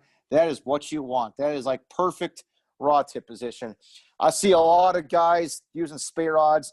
They will hold the rod like, up to like 9-10 foot in the air off the water. That's you don't want to do that. That's 2 reasons why I don't want to do that. One, it eliminates hook setting power. When your rod's up high, try setting the hook in the fish. You've definitely, eliminated a lot of hook setting power, because when your rod's lower to the water, it allows that you have a lot more power to set that hook the way back on your hook set. And second, when your rod tips up high, just think of common physics. When your rod tips down low, your fly line is lower to the water and allows the fly to swing easier and achieve greater depth. When your rod tips up in the water, it kind of inhibits the movement and restricts the movement of the fly. So it's not going to achieve as great of a depth as it should. So it's going to be higher up in the water column. It's going to be missing those aggressive suspended fish that we're trying to target. And again, like I just said, no over mending. So when you see people mending a fly 4, 5, 6 times during a presentation, that's called over mending. You don't want to do that. Totally kills your fly's behavior and movement in the water. I would say at most do a second mend.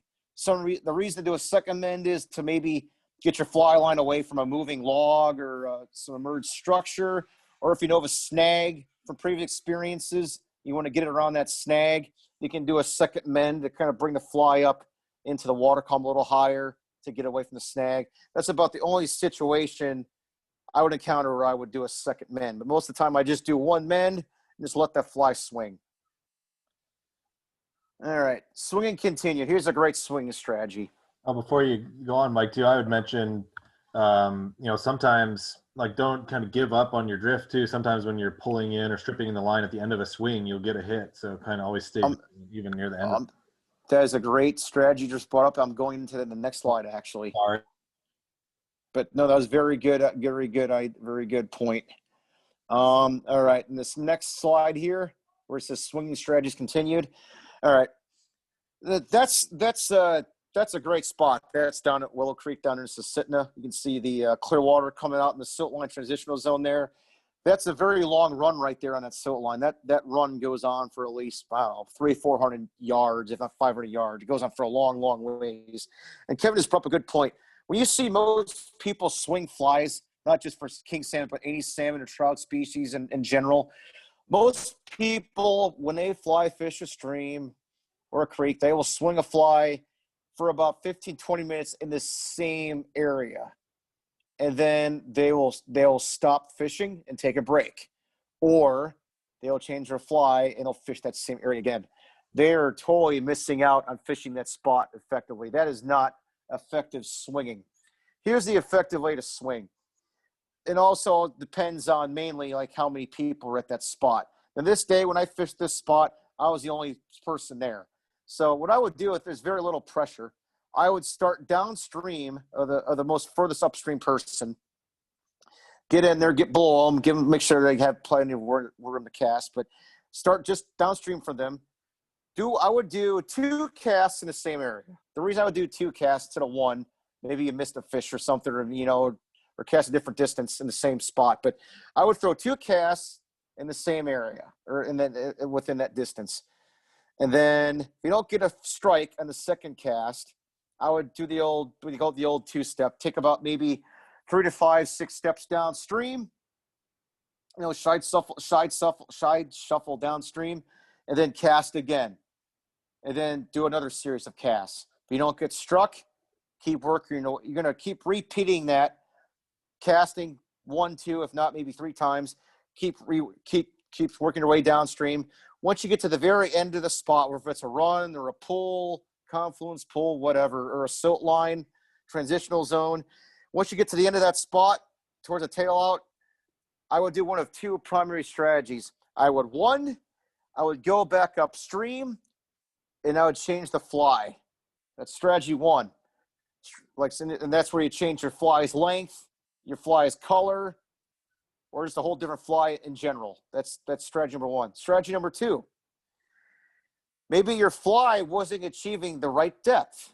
So sometimes you might be using the right fly, but not hitting the right depth. And I've had that happen plenty of times where I fished the spot right here, went through with a blue chartreuse prom dress, nose takes. You know what the next option is? You change your sink tip. It's that simple. I will change either for a deeper sink tip, or maybe I was too deep. Maybe I need to go a little higher up in the water column. So that's what I'll do. One of 2 options. I'll change the length of my sink tip, or I'll change the sink rate of the sink tip. So one of those 2 things. So change your sink tip. That's option 2. Or option 3, you keep it simple and old school. Just go back up and swing again with the same fly, the same sink tip. I have done that before too. So that's pretty much the main strategy.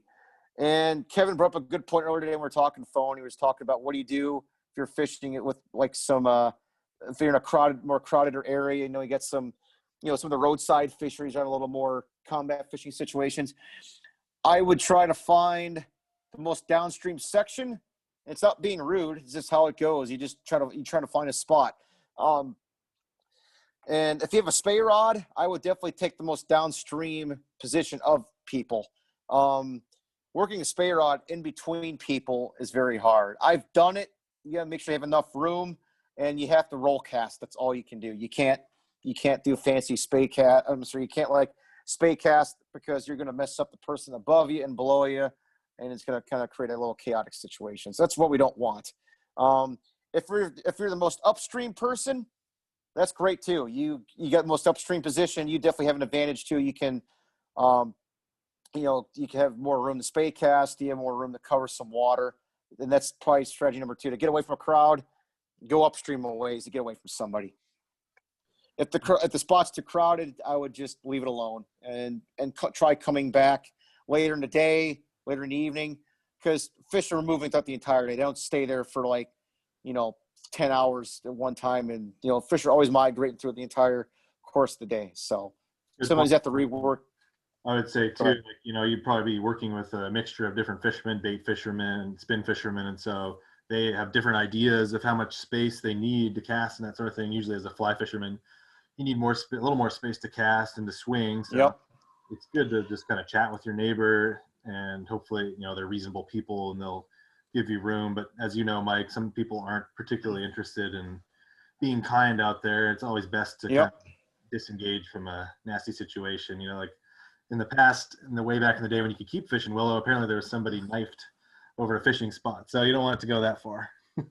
No, you're definitely right. I remember the one summer, it was a 2014, and you were down there fishing that Silt-line area at Willow. And there was one day where I think you were back at camp reading a book or something. I went down there. I was able to sneak my way in between two people, and I just asked. The most important thing is ask for permission, or just ask. I asked, and when some person was like, "Oh yeah, that's totally fine," but when they saw my Spey rod, my 13-foot Spey rod, they were like, "That's a big rod. They've never seen it before." I think it was a tourist, from out of state, but I was lucky enough where I had 30 foot of room to the next person angler downstream of me. So luckily I was able to keep my roll cast 25 feet with a Spey rod, and I just had to time it correctly, and I did not affect the other person's drift below me or upstream of me. It's all about timing. But usually when that happens, that's where a single hand rod, it's definitely more advantageous in crowds. Spare rods is definitely have a little more room, but you brought a good point up. You definitely want to have some room for that. Of all the three methods, stripping, nymphing, and swinging is probably the most primary method for fly fishing for kings. But this next method we're going to go over, nymphing, is definitely a great one too. Nymphing is pretty simple. You're just going to basically use an 8-10 foot leader system, with a 30-pound mono butt section tapered to a long section of 20, and you can use a Shock-tippet on this, but I would not actually on this one because it's going to kind of affect the action of the fly a little bit. So I would kind of stick with a 30 to 20 taper, keep things simple. 8 to 10 foot leader.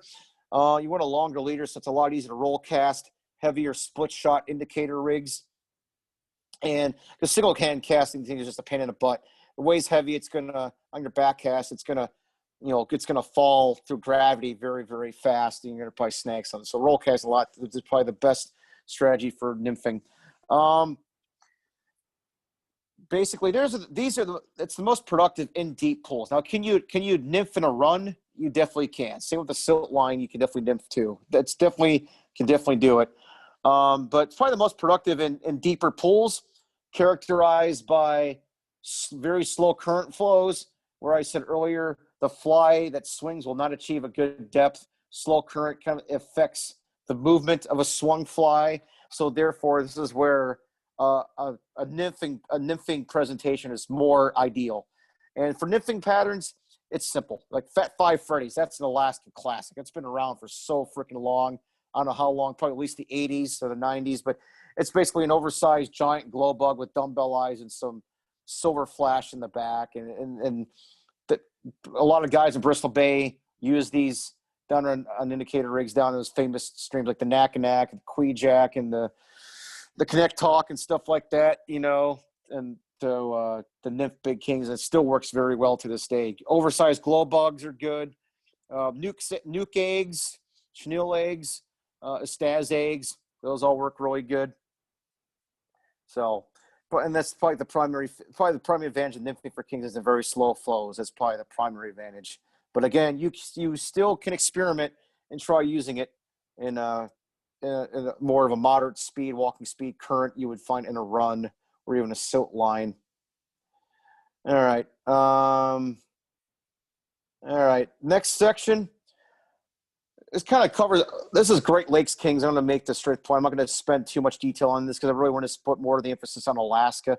But, you know, if you guys ever want to come visit Wisconsin or Michigan or any of the 5 Great Lakes, I think Wisconsin and Michigan have some of the best fly fish for kings of all the 5 Great Lakes. But, you know, it's just fun. It's almost like ocean fishing in a way. You know, you can fish from shore in these harbors. You can fish from a boat, and you're using both single hand rods and switch rods. But it's almost like fishing an ocean. But the Great Lakes is almost like an ocean. But it's kind of fun. It's just that it's a different style of fishing compared to fishing the rivers. Basically, your fly fishing tactics for Great Lakes harbors, you're basically stripping streamers is the primary method here. You're going to be fishing water from like 10 to about 40 feet of water. Mostly on average, it's say between 10 and 20. A lot of these Great Lakes kings are entering harbors in late August to about mid of October. And the early run, the middle, the ones that enter the early and middle part of the run, they're dying bright, just like they came out of the salt water in Alaska, the tides. They're dying bright chrome. They're very, very aggressive. They have a lot of fight in them. They'll give a very, very good fight, almost similar to a tidewater king in Alaska. You know, the 25-pound fish will easily rip over 100 yards of backing off your reel, so it's all fun.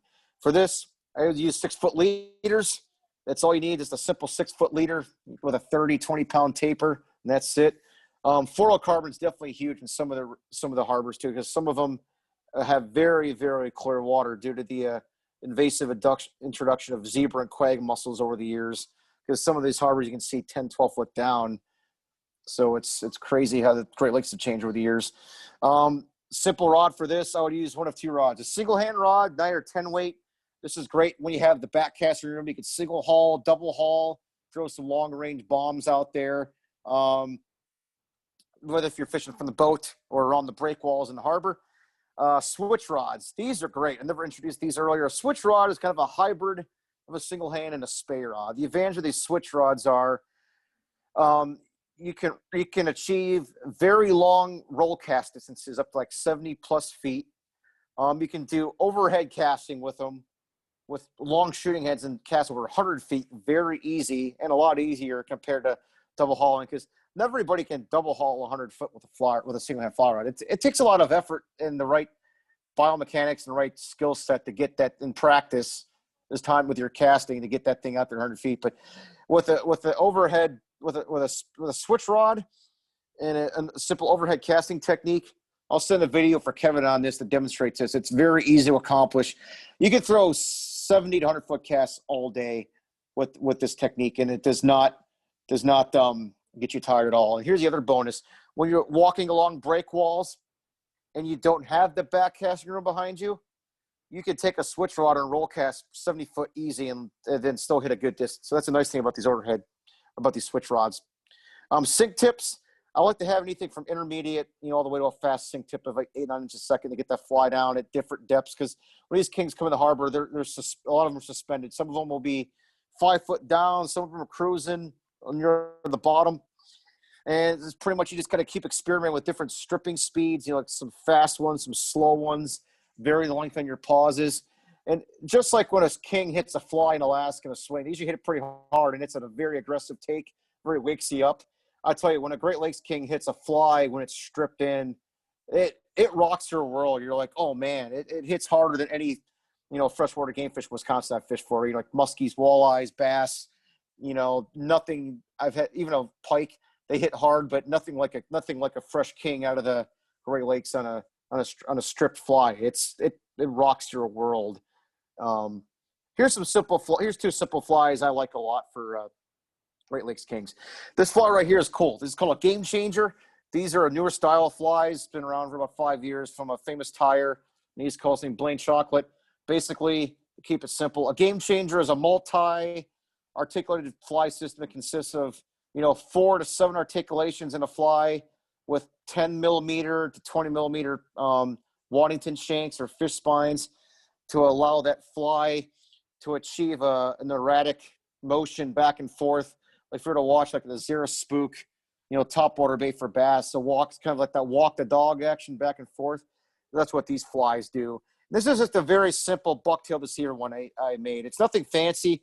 It's just got a very flashy tail with some bucktail tied in there and a bucktail body. I use some lateral scale flash shaboo 2 strands on each side for some really good movement. And when you strip this thing from the water, it looks like a snake, and it drives kings bonkers. And the other fly I like a lot for stripping flies in Great Lakes harbors is simple. An articulated egg-sucking leech.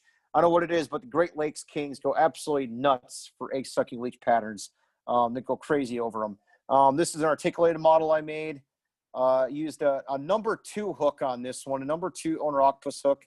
And I don't have to worry about the hook ripping out on this. I used a 35 millimeter Waddington shank for the front. So I just put the back section in, cinch the shank shut with some gel spun thread. It's not ripping out. It's in there solid. These are great flies for that. All right, next we're going to talk about catch and release strategies. So once you catch that prize king, what are we going to do next? That's a nice king right there we caught down in the Susitna area. See how the fish is still in the water? It just got landed. The water temperature this time of the year in the Susitna varies, between like 44, 48 degrees Celsius in that range, maybe 50 degrees, 54 degrees in the clear water areas. It all depends, how warm of summer we're having in Alaska. But the nice thing about this is the fish is maintaining its core body temperature, so it's not going to, it's going to accumulate less stressors compared to if it was like, in 70, 75 degree temperature of the Great Lakes. The fish is going to be very, very stressed out if you try releasing it. So we're going to go over a series of different things here. The first thing we're going to talk about is nets. Lots of different nets out there. We're going to keep this simple. We're going to talk about the perfect king salmon net here. And this could be one of two different types of nets. A catch and release cradle net. These are probably the ultimate net for conservation, for saving fish, minimizing post-release mortality.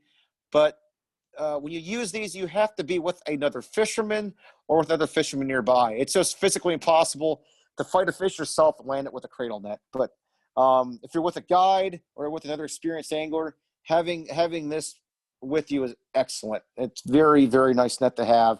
Several manufacturers make them, but I think the best one to get is Frable.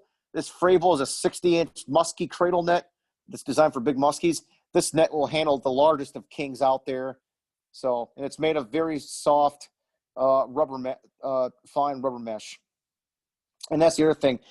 A regular long-handled net with an extension works great too, but I would recommend rubber mesh. Rubber mesh is what we want. Rubber mesh does the primary reasoning is it preserves their slime coating, so because that way the slime coating prevents viruses and bacterial infection on their body. So that's why we want the rubber mesh on there. That's what monofilament nylon mesh does, and it damages fish, removes a lot of scales. That's what we don't want. I know a lot of stores still sell them, but obviously if you're doing a catch and keep for harvest, then obviously that's totally fine. It don't matter. But this is strictly for catch and release. Monofilament nets and nylon mesh nets are just a no-no. They do not work. And it's like the first thing I just said, remove slime coating. I'm sorry. Then the advantage with the rubber mesh nets improves conditioning. It removes a lot of stressors that elevates a lot of their cortisol levels, blood glucose levels, hematocrit levels, and all that stuff in their body. They always get elevated during the fish fighting event, during the hook extraction process.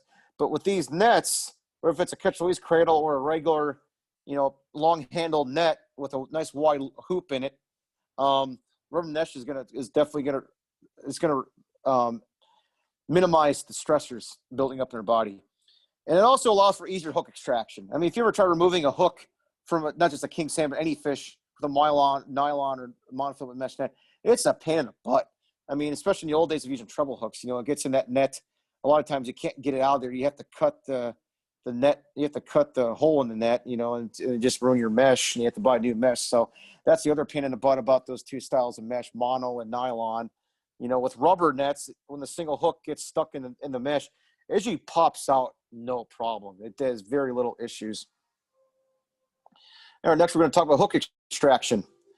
So for hook extraction, we want to use definitely want to use heavy duty pliers or hemostats. You definitely don't want to use same kind of hemostats you would purchase in your local fly shop at Big Ray's for using on grayling or small trout, stocked hatchery trout, the Chino lakes and stuff like that. You definitely want to use some heavy duty, strong pliers and hemostats. And obviously, a lot of the sporting goods stores and store in town, like Big Ray's, Sports Warehouse, they for Myers, they sell all that stuff for that. So when you remove the hook from the fish, you definitely want to do it in the water. I mean, you're not going to put the fish on land, remove the hook. That's just simple common sense, because fish is going to be beating his head against the rocks, and it's just going to, increase stressors a ton. It's going to increase the likelihood a lot of a post-catch release mortality. So we definitely want to remove the hook with fish in the water, even in the net, because that way allows, for that water temp, that cold water that's been used to keep flowing through its gills, keep it relaxed, keep the stressors at minimum. Here's the other thing. Like, obviously, you're always using single hooks. Even in the Great Lakes, when I fly fish kings, I use single hooks. Even when I harvest a couple of them, I still use a single hook. It's just for two reasons. One, a single hook is going to penetrate a lot deeper than a treble hook. And two, it minimizes damage on the fish. And three, I'm sorry, that's the two things. It minimizes damage to the fish. But what do you do? Even with the single hook at times, though, it can be buried very, very deep as far as hook location. It can be in its gills, it can be very, very deep back in the mouth somewhere.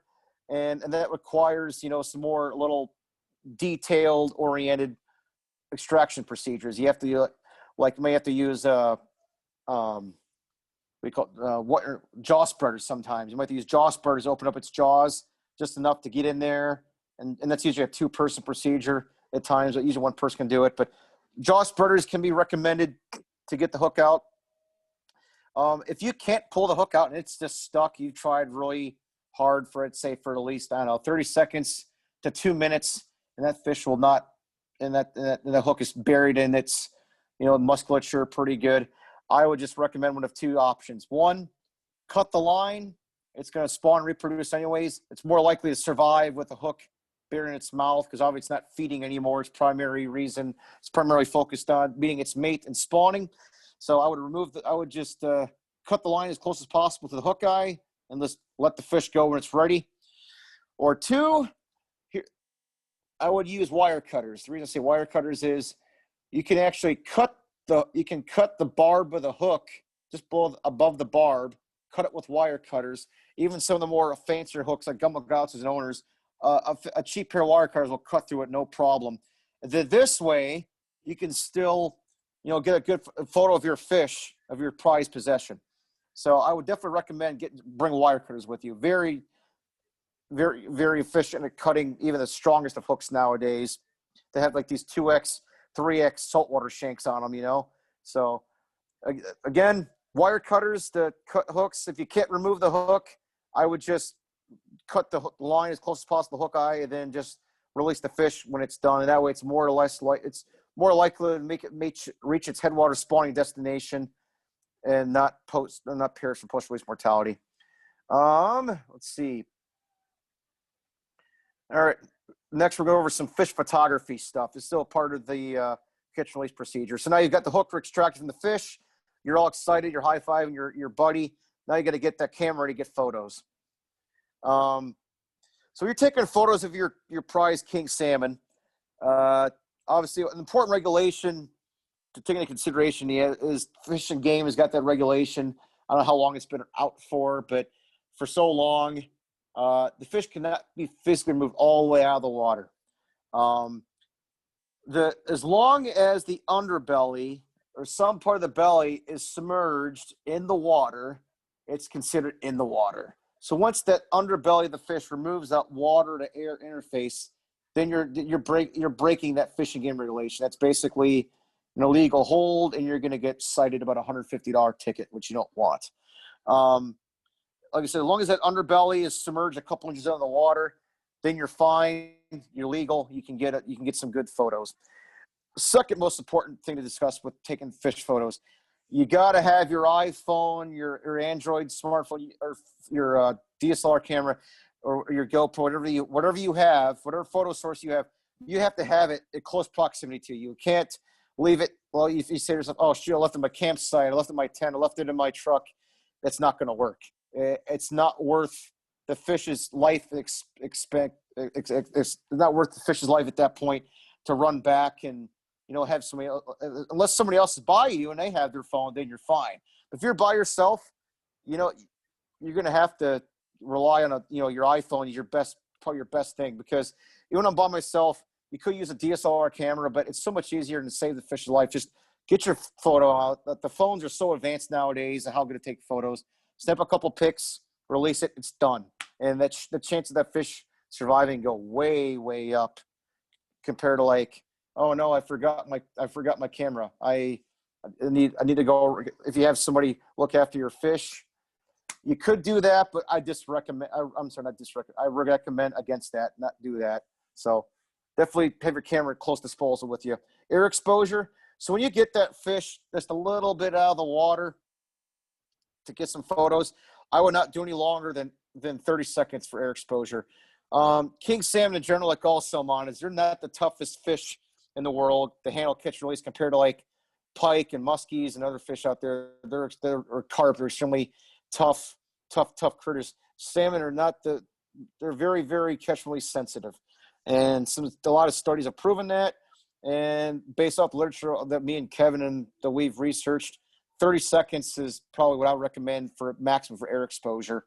The reason you want the fish, not just for the Fish and Game regulation, but to be in accordance with it, but the other reason you want the fish, most of its body be in the water, is it maintains its core body temperature. So that way, if you were to lift the fish physically all the way out of the water, let's say it's 80-degree water temperature, its body temperature is way up quickly. It doesn't take long at all. And that's what you don't want. And again, like around at the Great Lakes right now, Wisconsin, if you're harvesting fish, that don't matter, but in releasing, like if I were to release a fish in the Great Lakes and it's actually a wild fish, I definitely got to minimize air exposure, because water temperatures can be like, 60, 65 degrees, if not 70, depending how late into the fall I'm fishing. I pretty much covered all that stuff on that one for fish photography for your camera. But probably the most important takeaway point on that slide is have your camera with you at all times. But if it's a DSLR, iPhone, you got to have it on you at all times. All right. And here's the final stage of catch and release.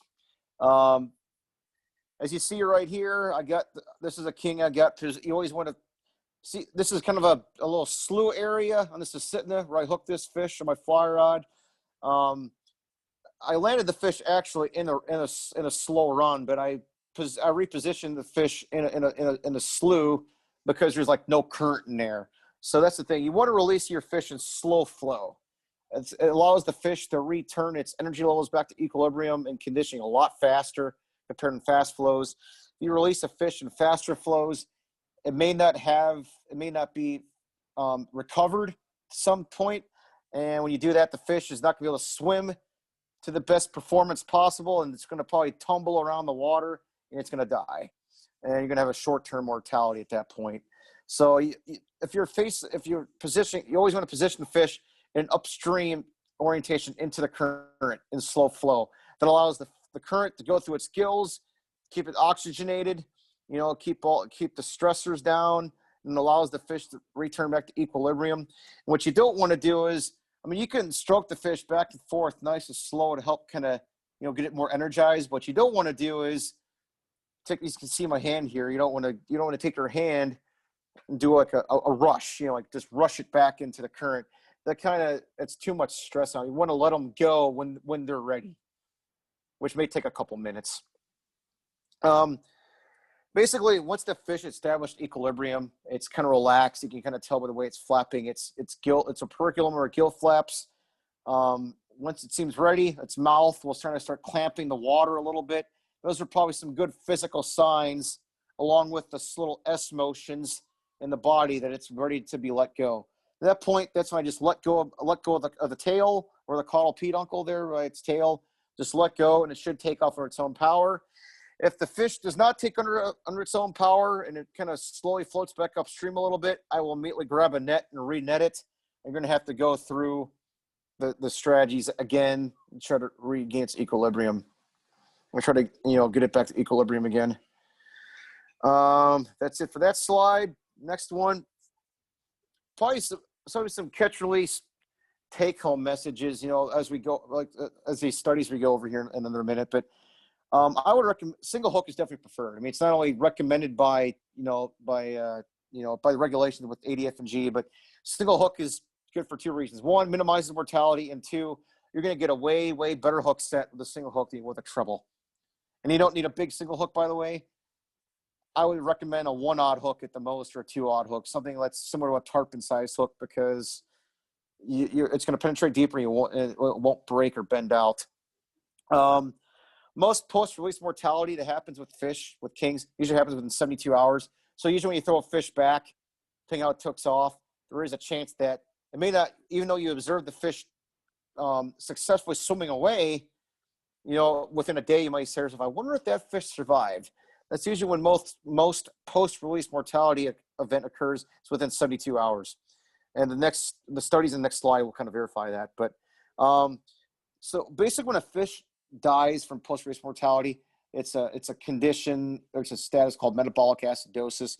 This is basically when you think of pH levels, like pH level of water is kind of like right around 7, pH levels above 7 or more base or alkaline, and pH levels below 7 get into the 4s and the 5s are more acidic.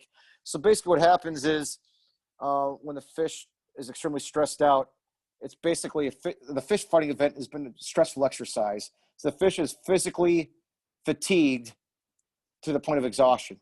So it's built up a lot of lactic acid, and it gets leaked out from its muscles into the bloodstream. What that lactic acid does is decrease the blood pH of the blood, and that what therefore results in metabolic, the blood just being more acidic, and that's why they die from metabolic acidosis, the terminology for that. Again, I'd recommend air exposure 30 seconds. If you have another angler with you, and even if you're our confident angler, a very experienced expert angler at landing fish by yourself, having another angler land a fish for you makes a huge difference. It allows you to focus on fighting the fish, and it probably allows for a better landing situation, and it also shortens the fight time. But these are kings. Sometimes there's nothing you can really do about it. When these fish run, they run, but we want to try to minimize the fight time as best we can. Usually when most fish die from post-release mortality, occurs due to several ways. One's the anatomical hooking location. Could be in the gills, deep in the mouth, somewhere deep in the muscle tissue in the mouth, and it's bleeding a lot. That's one way. Two is the fight time. Usually the longer the fight time, the risk goes up of a post-release mortality. But sometimes there's nothing you can do about it. That's just part of the game. I mean, the longest fish fucking event I ever had was a 48-minute event that some friend of mine taped. Clocked in their iPhone back in 2014. 48 minutes is a very long time to fight a fish. The fish broke off, unfortunately, but did it survive? I have no idea. But sometimes long fights just happen. There was nothing to do about it. But the fight time is usually one of the things that contributes to mortality. Mishandling, you definitely want to be cautious to this. You want to try to minimize handling if possible. Kevin brought up a good point. We talked about this on the phone earlier. When you touch your fish, you definitely want to have your hand kind of soaked with some water instead of being dry. It's going to remove a lot less slime off its epidermis of its skin, its scales. So definitely mishandling can definitely contribute to mortality. And one thing I recommend is use extra care when you're fishing warmer water temperatures. For example, the Deshka. Over the last couple of years, with climate change, which is just a reality of it, some of the water temperatures in the Deshka have hit upper 60s, 70 degrees, and that's definitely on the stress. That's definitely going to elevate stressors in a fish. So if you fight a fish in warmer water and you're going to release it, I would definitely recommend taking some extra care on that fish. What if it's everything from the hook extraction process to taking your photos to how you handle the fish, throwing it back and forth, stroking back and forth to kind of recover it. Definitely take longer with the fish when it's warmer out, because it's going to take longer for that fish to return back to baseline conditioning compared to what it was before when it struck your fly. So the other thing I'd recommend doing too, if it's really, really warm, if it's like in 80s or even near 90, there's some days where it's too hot. I just don't fish for them. I just leave them alone. That's the other thing you do too. I would recommend someday if it's too hot, just don't fish for them. And it's Alaska. We've got tons of great game fish to go after. I would just leave it alone at that. So, all right. So the catch and release literature. This is probably one of the top articles you'll ever read on catch and release literature, not just for kings, but the whole concept of catch and release, stress physiology of fishes. This is published in a Journal of Fish Biology in 1983. It's called Why Do Fish Die After Severe Exercise? Kind of talks about the whole physiology of what happens with metabolic acidosis, how lactic acid, the whole process of how lactic acid and lowers the pH of the blood. So it's a very detailed article, but it's worth the read. It's very, very good. I mean, the author did a great job. The authors did a great job writing this. So this is a very good article to read, and applies, again, not only to king salmon, but applies to all fish pretty much, regardless if it's an anadromous fish, residential freshwater, or saltwater. All right, next slide here, we got some catch release literature. So this first study here was done in the Kenai by Fish and Game in the early 90s. It was called The Hooking Mortality of Chinook Salmon Released in the Kenai River. This was published in the North American Journal of Fisheries Management by Terry Mendock and Marina Alexander Deuter. This is probably one of the most important studies as far as kings go. They inserted radio telemetry tags into 245 kings, both early run fish and late run fish, and used a combination of baited and unbaited single hooks and treble hooks. And that way they're able to assess mortality by tracking them with the tags. And obviously they couldn't track the tag anymore. It was more than likely that the witness mortality. And some of the fish that perished, they actually physically observed too when you read this paper. But I think one of the most impressive stats in this whole paper was that short-term mortality is only 7.6%.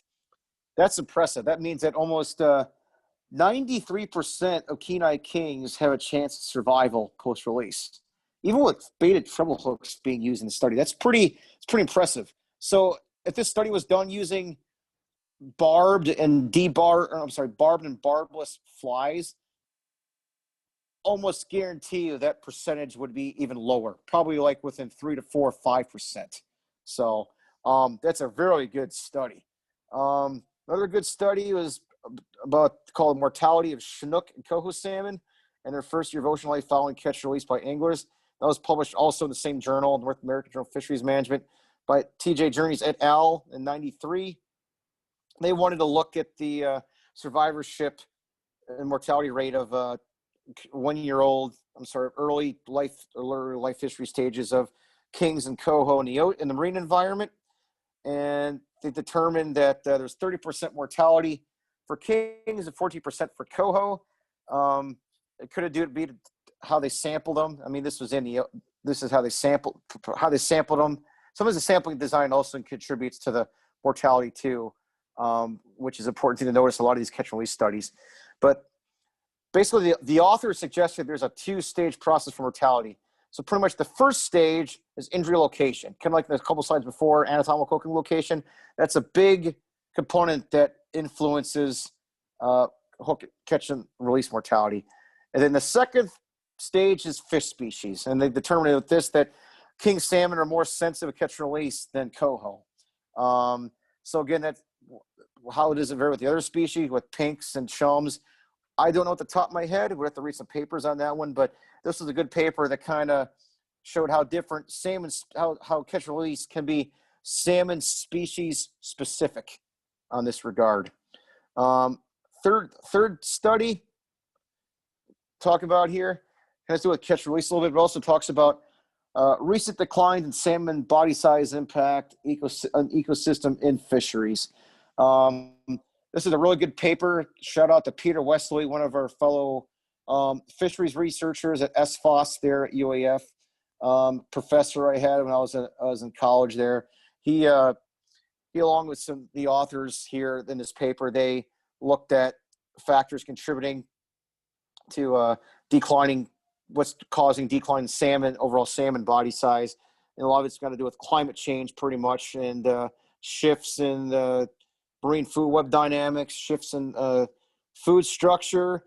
Another component contributing to this is competition for food and resources.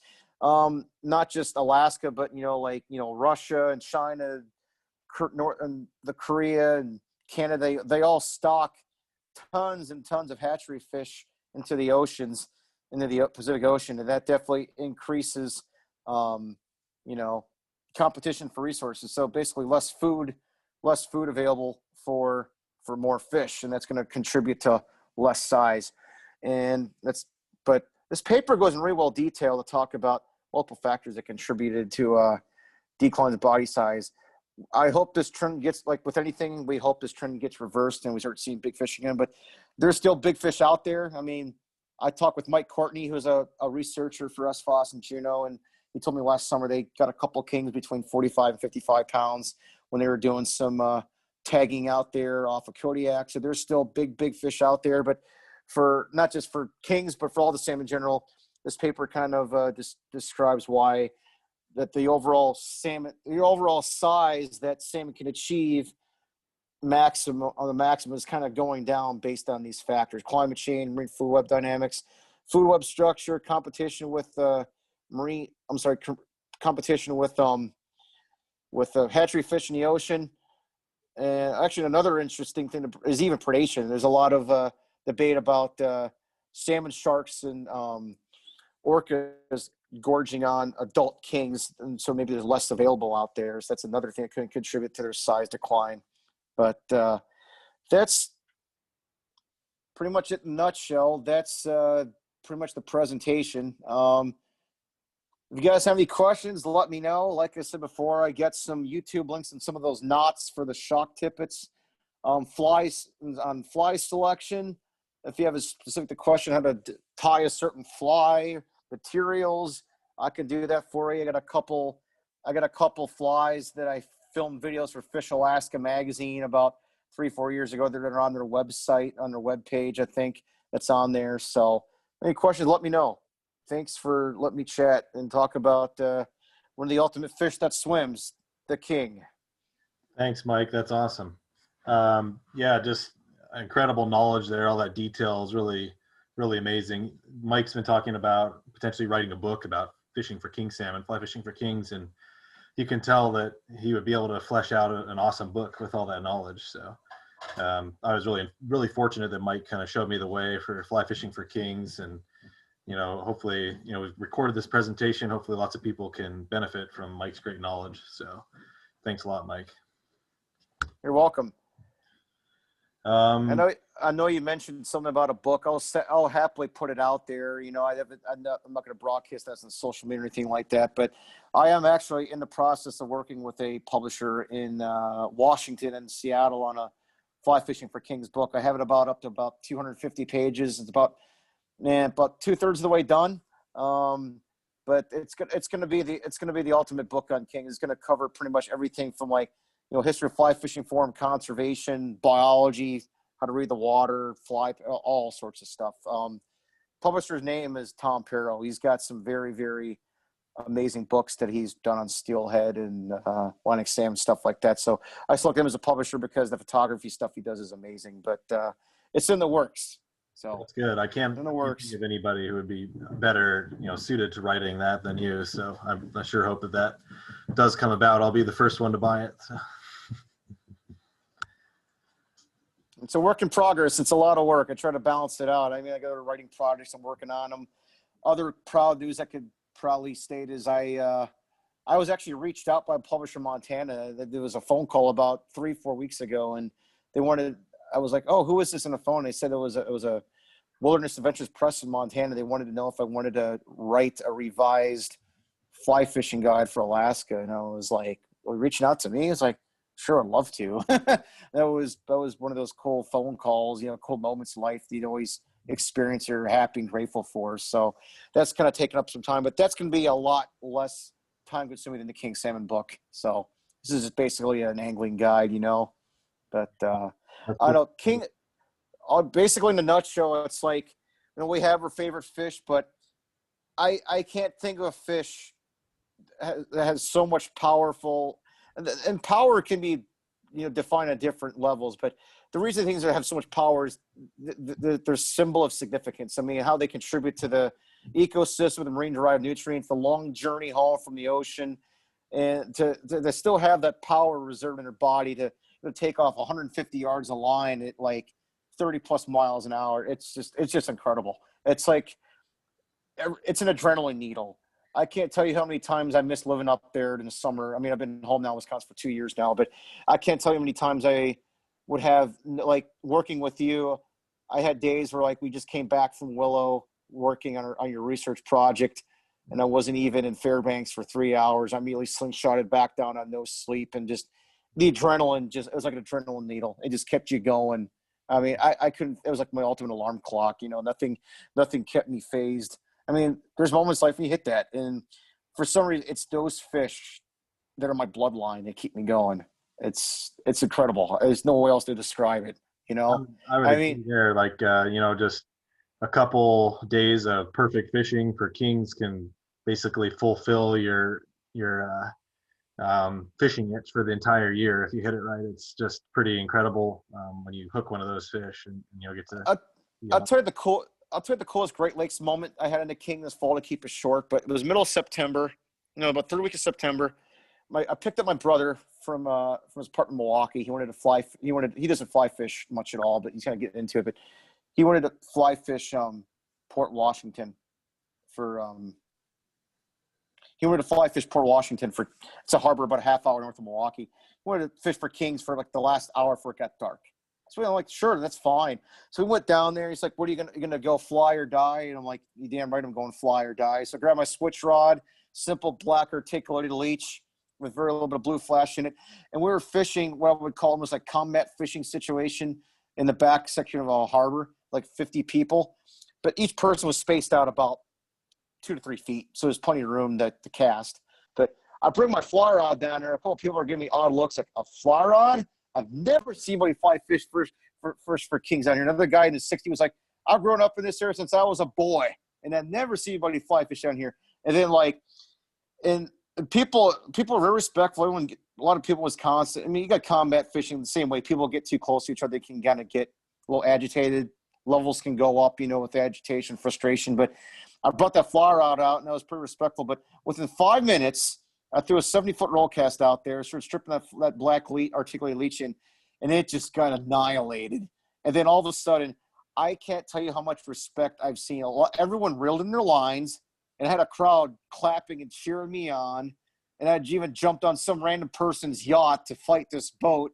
You're supposed to ask for permission to jump on someone's boat, but I had the kind of win at all cost attitude going through my mind competitively, and I fought the fish in this guy's yacht, and then it got out of there. And even though I lost the battle on the fish and I fought it for about 20 minutes, just the respect I got from everybody was, even when I lost the fish, they were bummed. They're like, that's impressive. I've never seen anybody do that before. So that's one of the coolest moments I've ever had with fly fishing kings. That was amazing.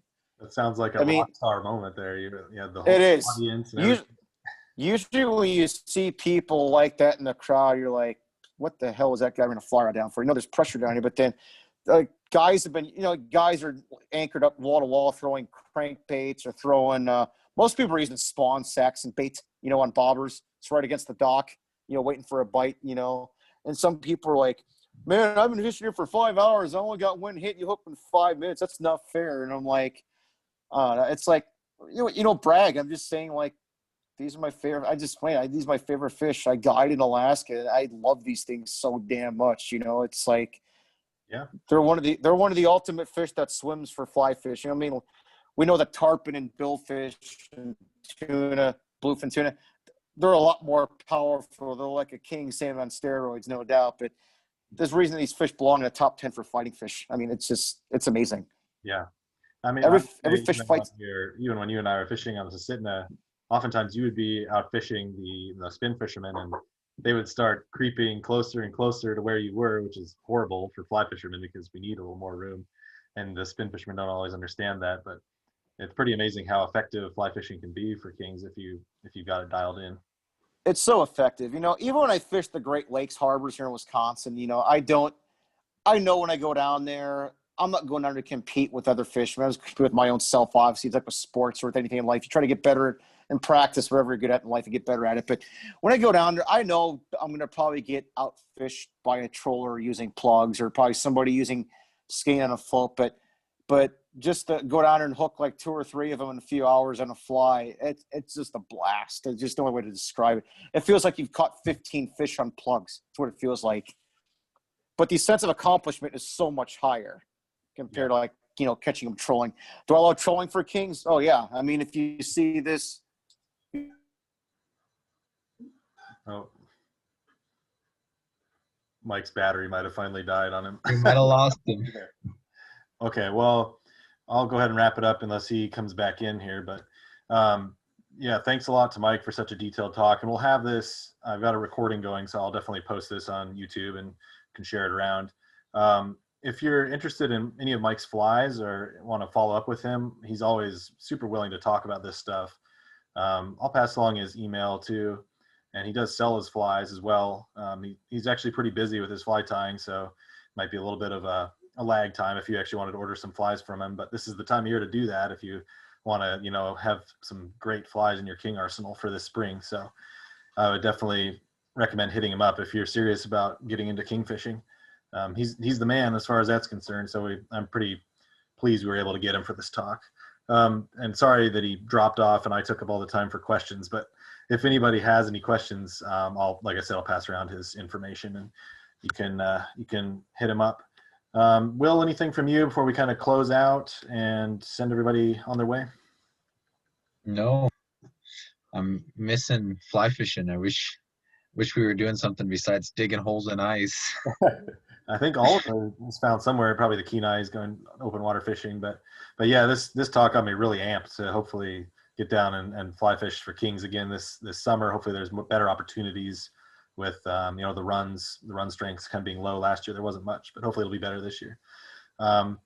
Yeah, we'll go ahead and close out for the few folks that are left here, and just wanted to wish everybody happy Thanksgiving. Make sure you tune in next month. I think we've got December 16th at 7:30 p.m. is when Will's going to talk about his Cripple Creek restoration research and the progress there. And we'll send out emails and post announcements on the Facebook for that. So thanks everybody for tuning in, and happy Thanksgiving. Yeah, thanks for the program. Appreciated it. Thanks, Keith. Great to see you on here. All right, everybody, I'm going to go ahead and end the meeting. Thank you.